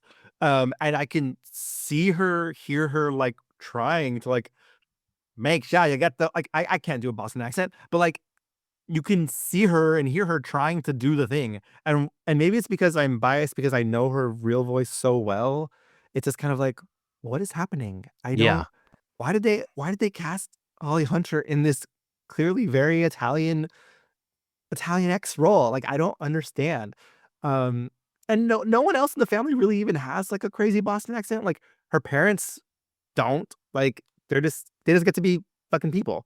I saw you this morning.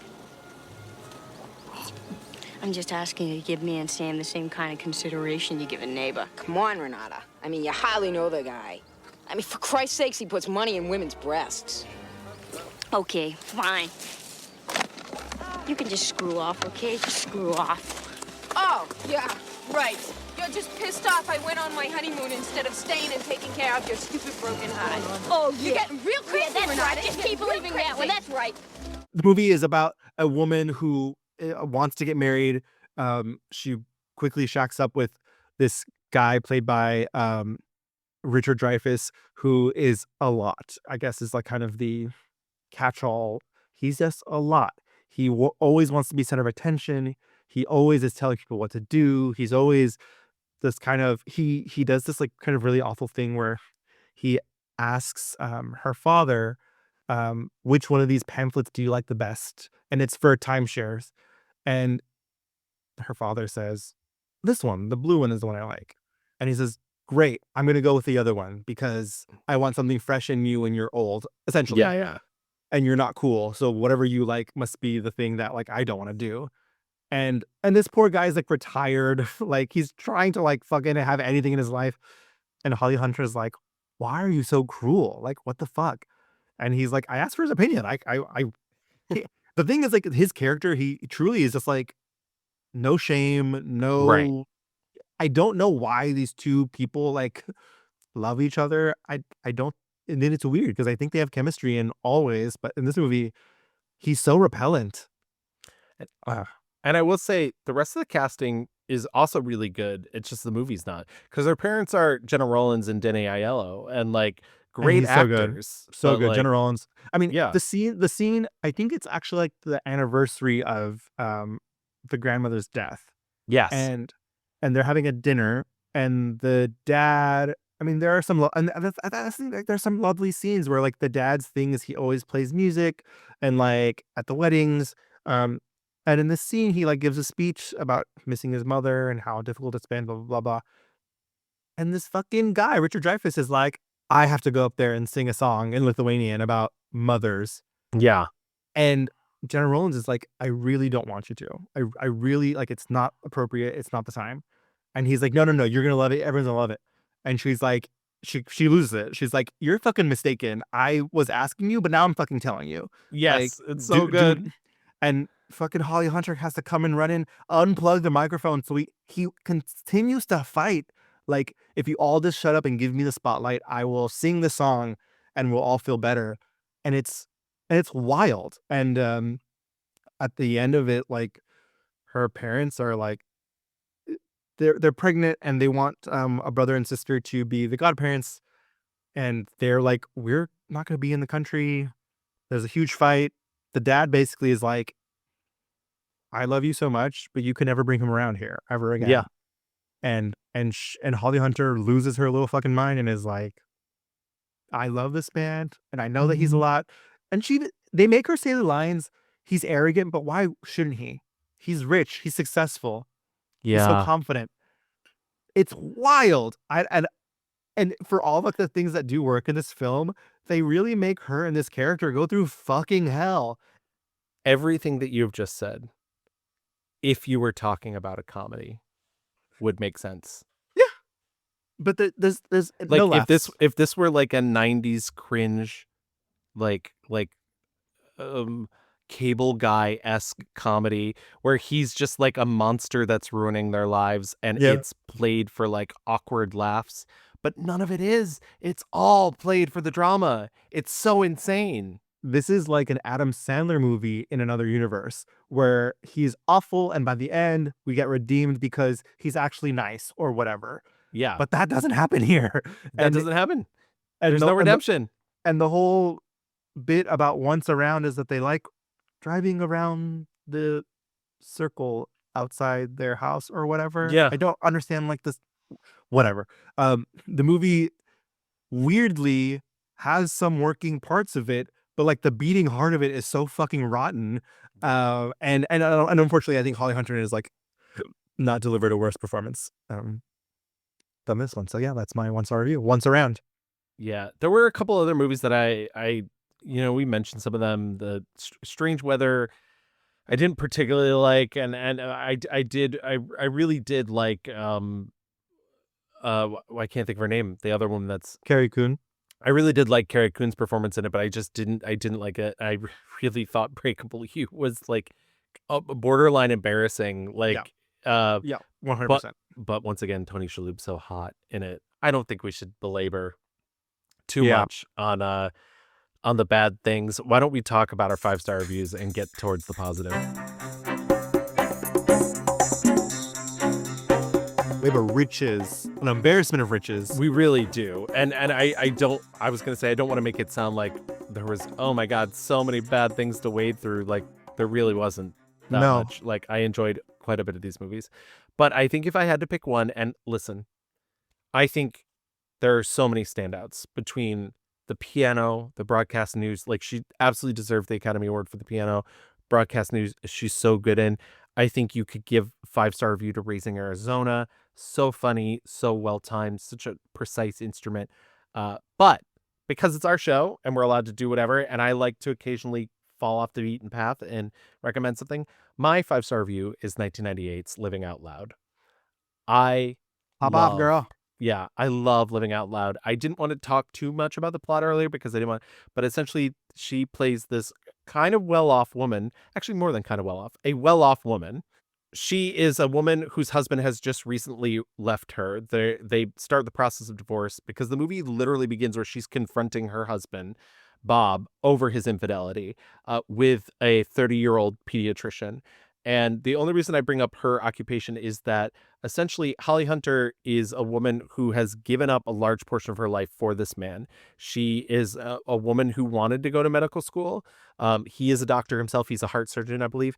And she wanted children and he didn't want children. He just didn't think it was the right time.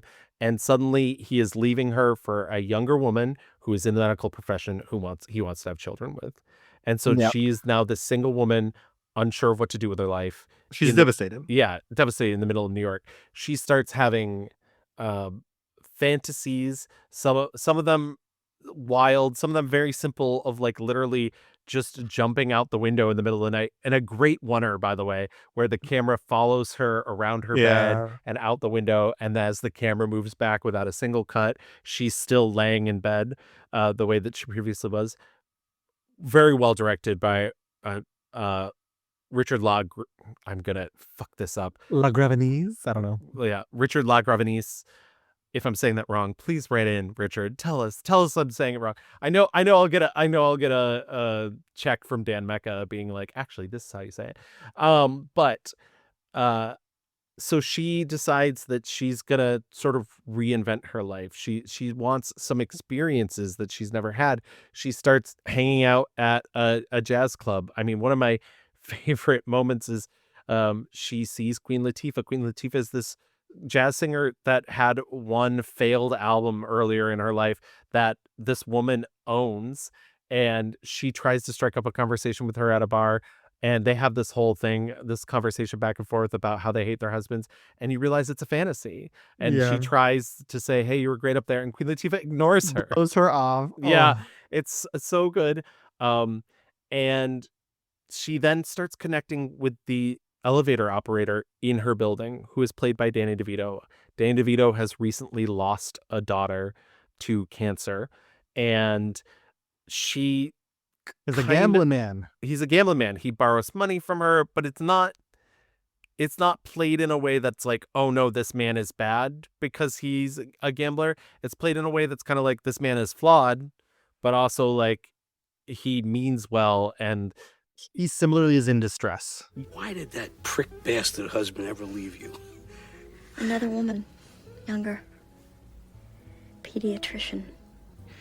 Did you know that he shopped around? He was like 16 years you were together. You must have known something was going on. Why? Why should I have been expected to look over my shoulder all the time? He lied.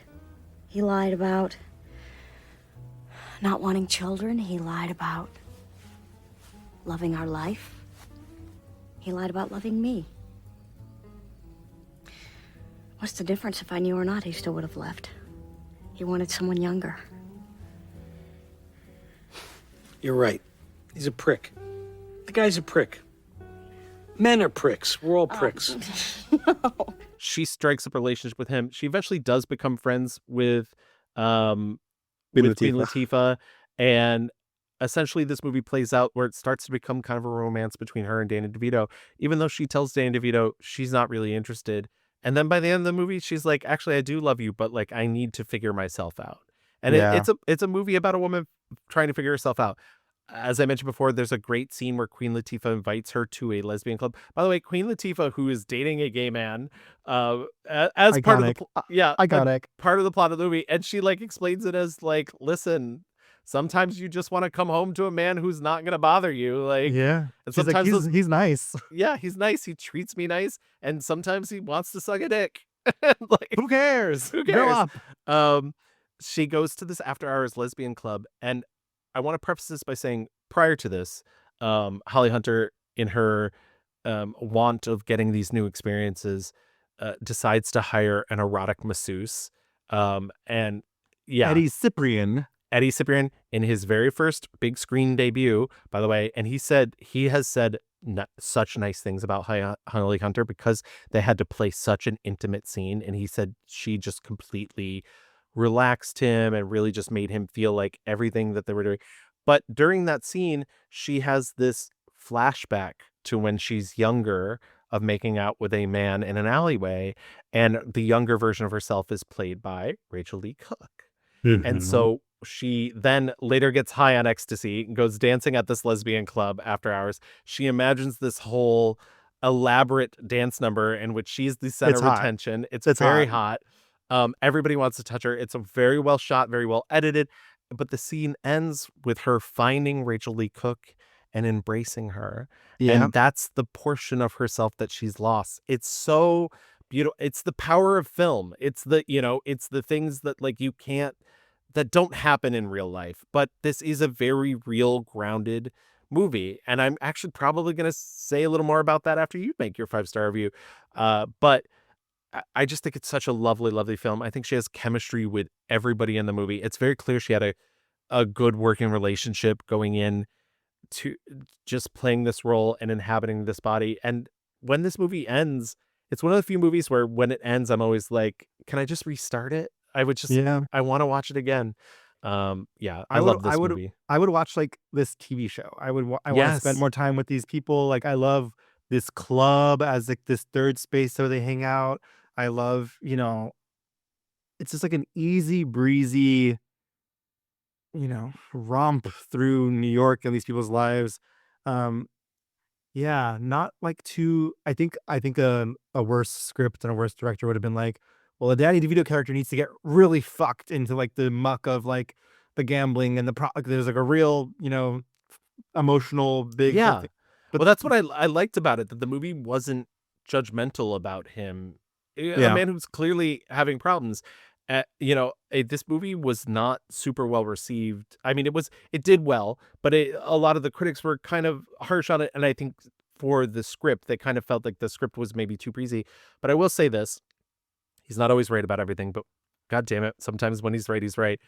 Roger Ebert gave the film 3.5 stars and wrote that he enjoyed that the movie provided, quote, the comfort of these lives flowing briefly in the same stream. The sense that the unexpected was free to enter the story and would not be shouldered aside by the demands of conventional plotting. Yeah, he's right. Yeah. Lovely pick, Gavin. I love that.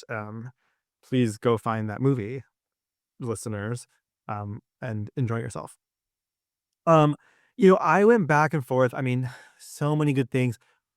But if you fucking think I'm not going to pick Miss Firecracker, you're sadly mistaken. Have I chosen this 3 times now as of my 5-star review? I think just twice, because I don't know what the third one would be. Well, this one. No, this would be twice. That's what I'm saying. Sorry. Did I not do it for Alfred Woodard and for pageant movies?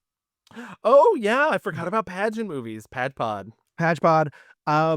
Listen, like Gavin, I urge you, dear listener, to find this small little movie and just have the time of your life getting to know Cornell, who has had, her reputation tarnished because she wants to be loved. Okay. She does. She grew up with her cousins and her aunts who had a lymphatic problem.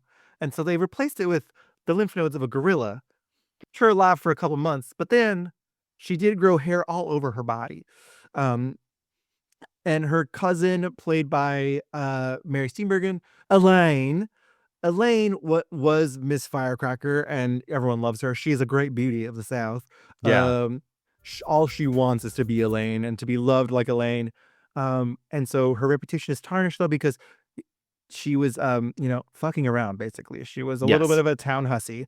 Um, and so she's cleaned up her act though. She's been going to church, and she believes if she enters the Miss Firecracker contest and wins it, she can finally get respect and love that she so desperately wants. She has this relationship with a kind of like a carny type guy. He comes to town every once in a while, and he's the only person who sees her as a person. He like I know the way I described it is like fucked up, but like truly, he is like, you are beautiful. He writes her like love letters from all over the country where he's like, with the carnival. Um, she also has a cousin, Delmont, Elaine's older brother, maybe younger. I don't fucking know. Um, they have a very bizarre relationship. It's weirdly sexual, Yeah. but they very tumultuous. Delmont is just getting out of he's been he was left in a psych ward essentially in a prison because Elaine would not get him out. He comes back and wants to sell the house they're living in. Carnell meets Popeye Jackson, played by Alfre Woodard. She is a seamstress who's very eccentric. She can hear through her eyes. Um, and it's just this like small town existence and this young woman who is looking for grace. She just wants, to be loved, and she believes winning this contest, and it's such a physical performance. I could watch Holly Hunter do a tap routine to the Star Spangled Banner for the rest of my life. It's so good. Wordless. I mean, and the thing that got me this time was she really is performing the house down boots. Yeah. Like, and she drops her rifle. She makes mistakes here and there. Her outfit looks fucking crazy, but she is giving all this energy to the crowd, and they're eating it up. They're clapping for her. They're just like hooting and hollering. And like, spoiler, she doesn't win the contest. She gets, last place. But I was like, man, in that moment, she feels so good, and she's so happy she like joined that contest. The best part, or the part that always sticks with me, was the loser of the contest. They're in the back of the float, having to like be at the back. It's kind of embarrassing, shitty place to be at. And Elaine, who has not been supportive. Her cousins are not supportive of her at all. She lies to her about Yeah, I was just gonna say Elaine lies to her about the red dress that she Yeah. wore when she won Miss Firecracker. Yeah. She's been hiding it from her. Yeah, Carnell's been pleading, please bring that red dress. That's the perfect dress that I want to wear and I want to win. And Elaine's like, that's my fucking dress. She's kind of a bitch. And but at the very end, they're like, Carnell, you don't have to fuck this contest. You don't have to do this. You don't have to walk behind the thing. And she says, no, I entered the contest. I wanted to do this. And when you get last place, you stand in the back. And that's just the way it is. And I did this and I'm going to fucking do it. And she keeps her fucking chin up. And that's like the carny guy, her boyfriend. He's like, you can always take it on the chin. And I just like, sometimes you can try really hard and do everything you can, and like you're still not going to win. I thought maybe I was a victim of broken dreams. But then I thought maybe I wasn't.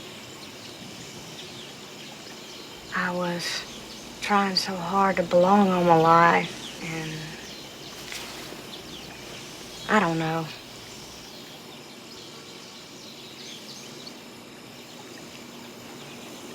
I just don't know what you can reasonably hope for in life. Not too damn much. But something. Yeah, sure. And I just love, like, it's such a good lesson, and like for like actually doing it. She put herself out there. And she's able to like, leave the Yazoo City in Mississippi and leave, and saying like, I did this thing and I love myself actually, and I can entertain people, and I'm my own person. I don't need these people. Yeah, I think it's a great film. So funny, so charming. I think it's such an amazing pick. I do want to do 3 very, very brief things because I know we're running out of time. One, Scott Glenn plays the Carney. That's and he's so good in this. 2, you're gonna kill me for this, but you saying sometimes you can lose. That reminds me of one of my favorite Star Trek quotes from Star Trek Next Generation, and Captain Picard tells Data, it is possible to commit no mistakes and still lose. Yeah. And I think that's a very important lesson for anyone. And 3, just in comparison to our 2 picks, and this is why I love our 2 picks as well too, is Miss Firecracker is I'm scared I'm going to say this and you're going to think I'm saying something negative about it, and I love this movie, so I'm not. It's heightened in the way that all of the characters, except for maybe Scott Glenn's character, are really in a state of arrested development. They're really like almost childlike in adult bodies, but not in the way that Kiefer Sutherland is clearly 35 playing a 22-year-old. But these are adults, but they because of the place that they live in, because of their lack of worldly knowledge, they're trapped in these kind of childlike roles. And I was thinking about there's the pool hall scene very early on in the film where she's with Delmont and she's kind of like pouting. She's like, leaning on the thing and kind of pouting, sitting in the chair and slumping and whatnot. And they regress into these roles of these children. And what Scott Glenn does for her at the end of the movie is he's like, there's so much beyond this. Like you don't have to, like, it doesn't, this pageant in the end doesn't matter. I know it matters to you and I know how important it is to you, but like in the grand scheme of things, it does not matter. And that's why I love that she goes out and climbs, the observatory to watch the fireworks, because she is like, she's trying to get above it. Yeah. She's trying, and the comparison I was going to make to Living Out Loud is Living Out Loud, even though it has all these fantasy sequences, is so real. It's about all these people who are keeping it all inside and just like really you get the impression in Living Out Loud that when she has that conversation with Queen Latifah about her gay boyfriend, that like Queen Latifah doesn't really have anybody to talk to about all this, or like conversations with Danny DeVito about his daughter. He just doesn't have, because society tells us to really just, it doesn't matter what's going on with you. So just hold it tight to yourself. And I love that we picked sort of opposite sides of the dial in terms of her performance, because you get the like broad but also really deep and meaningful, and the reverse of like the really deep and meaningful that has this big bold interior life that she just can't express outside of herself. Fascinating choices. And that dial is like this movie fits right in with Raising Arizona. Like that's the same kind of like tone vibe, but never cartoony, never moves to that extra, like, because Raising Arizona is still like the dial moves into that Looney Tunes realm. But it's like the specificity of the place is so informative to these characters. The cast all together are so strong. Like, I mean, Alfred Woodard also was like so dynamic, and like her relationship with Delmont is so cute and like satisfying. I think like seeing all the brokenness inside of these people in Miss Firecracker is just, it's such a rich text, and Beth Henley, like this play so good. But yes, other things that are amazing. Broadcast News, of course. Like you said, The Piano, of course. Raising Arizona, of course. There's The Positively True Adventures of the Alleged Texas Cheerleading Murdering Mom. Seriously, there's even a moment in it where 2 of the producers are talking and they're like, like, who are you thinking to cast as the mom? One's like, I'm thinking Holly Hunter, and someone's like, no, she's all wrong. So not. I also will say Crash, for all you freaks out there. Yes, Crash. I think Home for the Holidays is definitely worth a watch. She's very good in that. Again, before we get out of here, why don't we do our Mixed Reviews review? Absolutely. My 1-star review was 1999's Woman Wanted. My 1-star review is 1991's Once Around. My 5-star review was 1998's Living Out Loud. And my 5-star review is 1989's Miss Firecracker. Amazing. Why don't we get into our fast forward?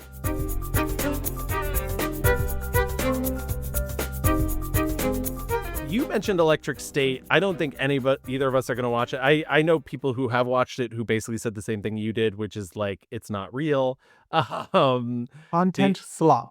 I know that she has already made a movie called Hurricane, which is like a loosely based on Anna Nicole Smith Right. movie but that's not really a biopic. It's specifically about a period of time. I believe she plays Anna Nicole Smith's therapist in the movie. I don't know when/if that's going to be hitting the festival circuit. It could be at Cannes right now, for all I know.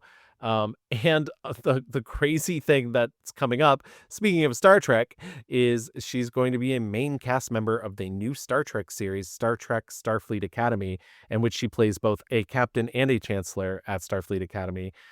They said that they offered this role to her, completely expecting her to turn it down, and she was kind of like, "No, I'll do Star Trek." Like, That's incredible. Wait, Starfleet Academy it's a TV series, right? Yes. Yeah. It'll probably start airing in 2026. I'd assume these shows are not cheap to make, and they take a long time to film and a long time to go into post. I would rather it come out sooner rather than later, but yeah, I think it's probably not coming until next year. She's doing more voice work for Big Mouth in its final season, which will, I mean, honestly, that voice will be her calling card for ever and always.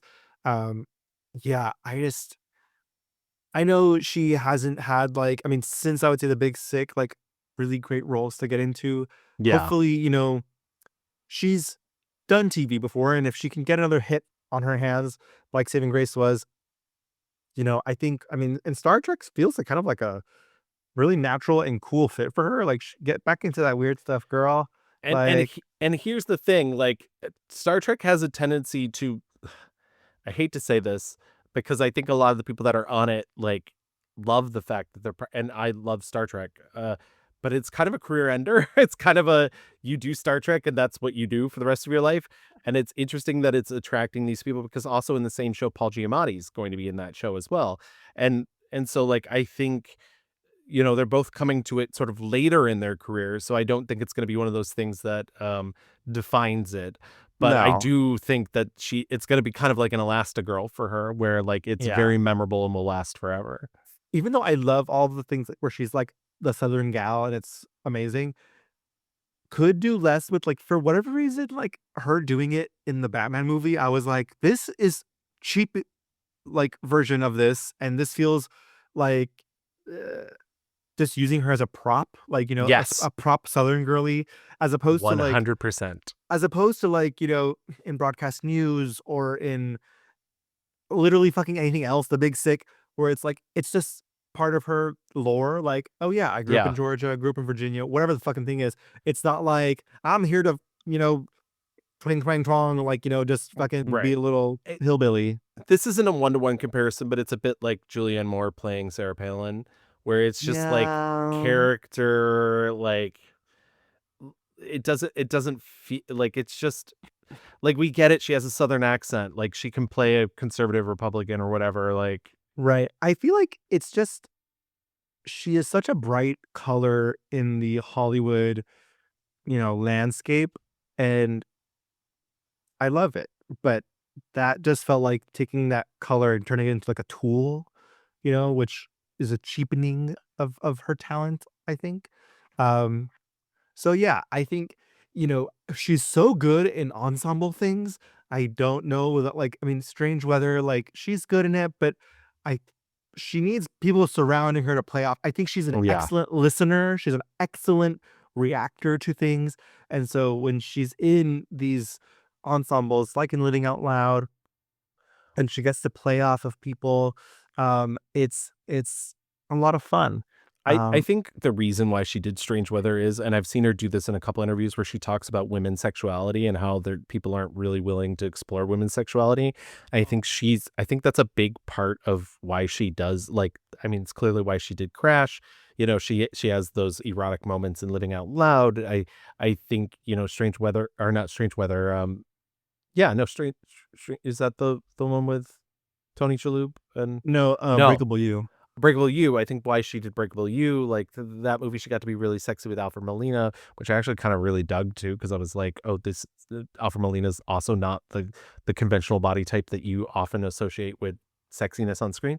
And yeah, and I think if she could find another, especially because she, she's like 3 years away from 70.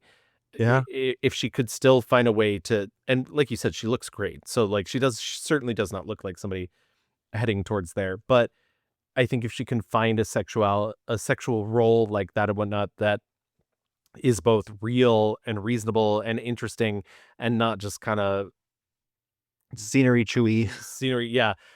I was also thinking on the reverse of that, though, as much as I hate to say it, like I'd love to see her in like a Miranda Priestley type. Yeah, I mean, she hasn't really been a boss bitch. Yeah, has she? The closest she got was Black Book and like Little Black Book, and that she's not really the boss. She's not. She's just like a producer that's been there. Yeah, there's an executive producer that's over her. She's still climbing in that movie. Yeah, I mean, I guess the closest literally is that fucking Superman movie where she's like a senator. Right, and that didn't work, but because that, once again, I was only, yeah, it's like a small thing. It was playtime. Right. I would 1000%, like, she needs like a GCB type thing. She needs to, like, I would watch the shit out of that. Can you imagine? Like, I know, and maybe this is the plot of that because I don't watch the Righteous Gemstones, but can you imagine her as like the head of a Christian mega church or whatnot? Like, oh my god, yeah, so good. I mean, like, why hasn't she been on fucking White Lotus? Like, which is funny because we didn't even bring it up. Like, she is irreligious. She is without religion. She's famously so. But I'll just say I had a great time. So did I. Yeah, spinning through Holly Hunter's oeuvre. Guys, go out there and watch. I mean, she has so many good movies. It's kind of nuts. Like we mentioned, an embarrassment of riches. But I think that kind of brings our episode on Holly Hunter to a close. Absolutely. But if you want to explore more of our embarrassment of riches, you can always find us on Blue Sky at The Mixed Reviews. I wanted to say also, this is our 160th episode. Baby, we are old. Wake that up, okay? We're also on Facebook. Just type in The Mixed Reviews. If you want to email us, you can always write us little love notes and leave them at reviewsmixed@gmail.com. Find us over on Instagram at _mixed_reviews. Gavin puts up little funny videos here and there. Sometimes I watch movies and put them on there also. I love that. I love when you do that. That's just for me. Wow, blanked. And if you want to listen to our previous episodes, like you've been listening to this one, you can find our entire back catalog, as Louis just mentioned, 159 episodes besides this one, at any major podcast app. We're on Apple, we're on Spotify, we're on Google, we're on Audible, we're everywhere. You can just find us, put our little name in there. And while you're there, leave us a little rating, write us a little review, and if you do, we'll read it on the show. Yeah, shove us right into your ears. Absolutely. And then shove those comments right into the internet for us. Thank you so much for listening. We will see you next month where we're talking about the icon Lily Tomlin as voted by our Patreon members. Pride Season of Bangas, girlies. See you then. Bye. Bye. My race is run beneath the sun. The scaffold now waits for me. For I did murder.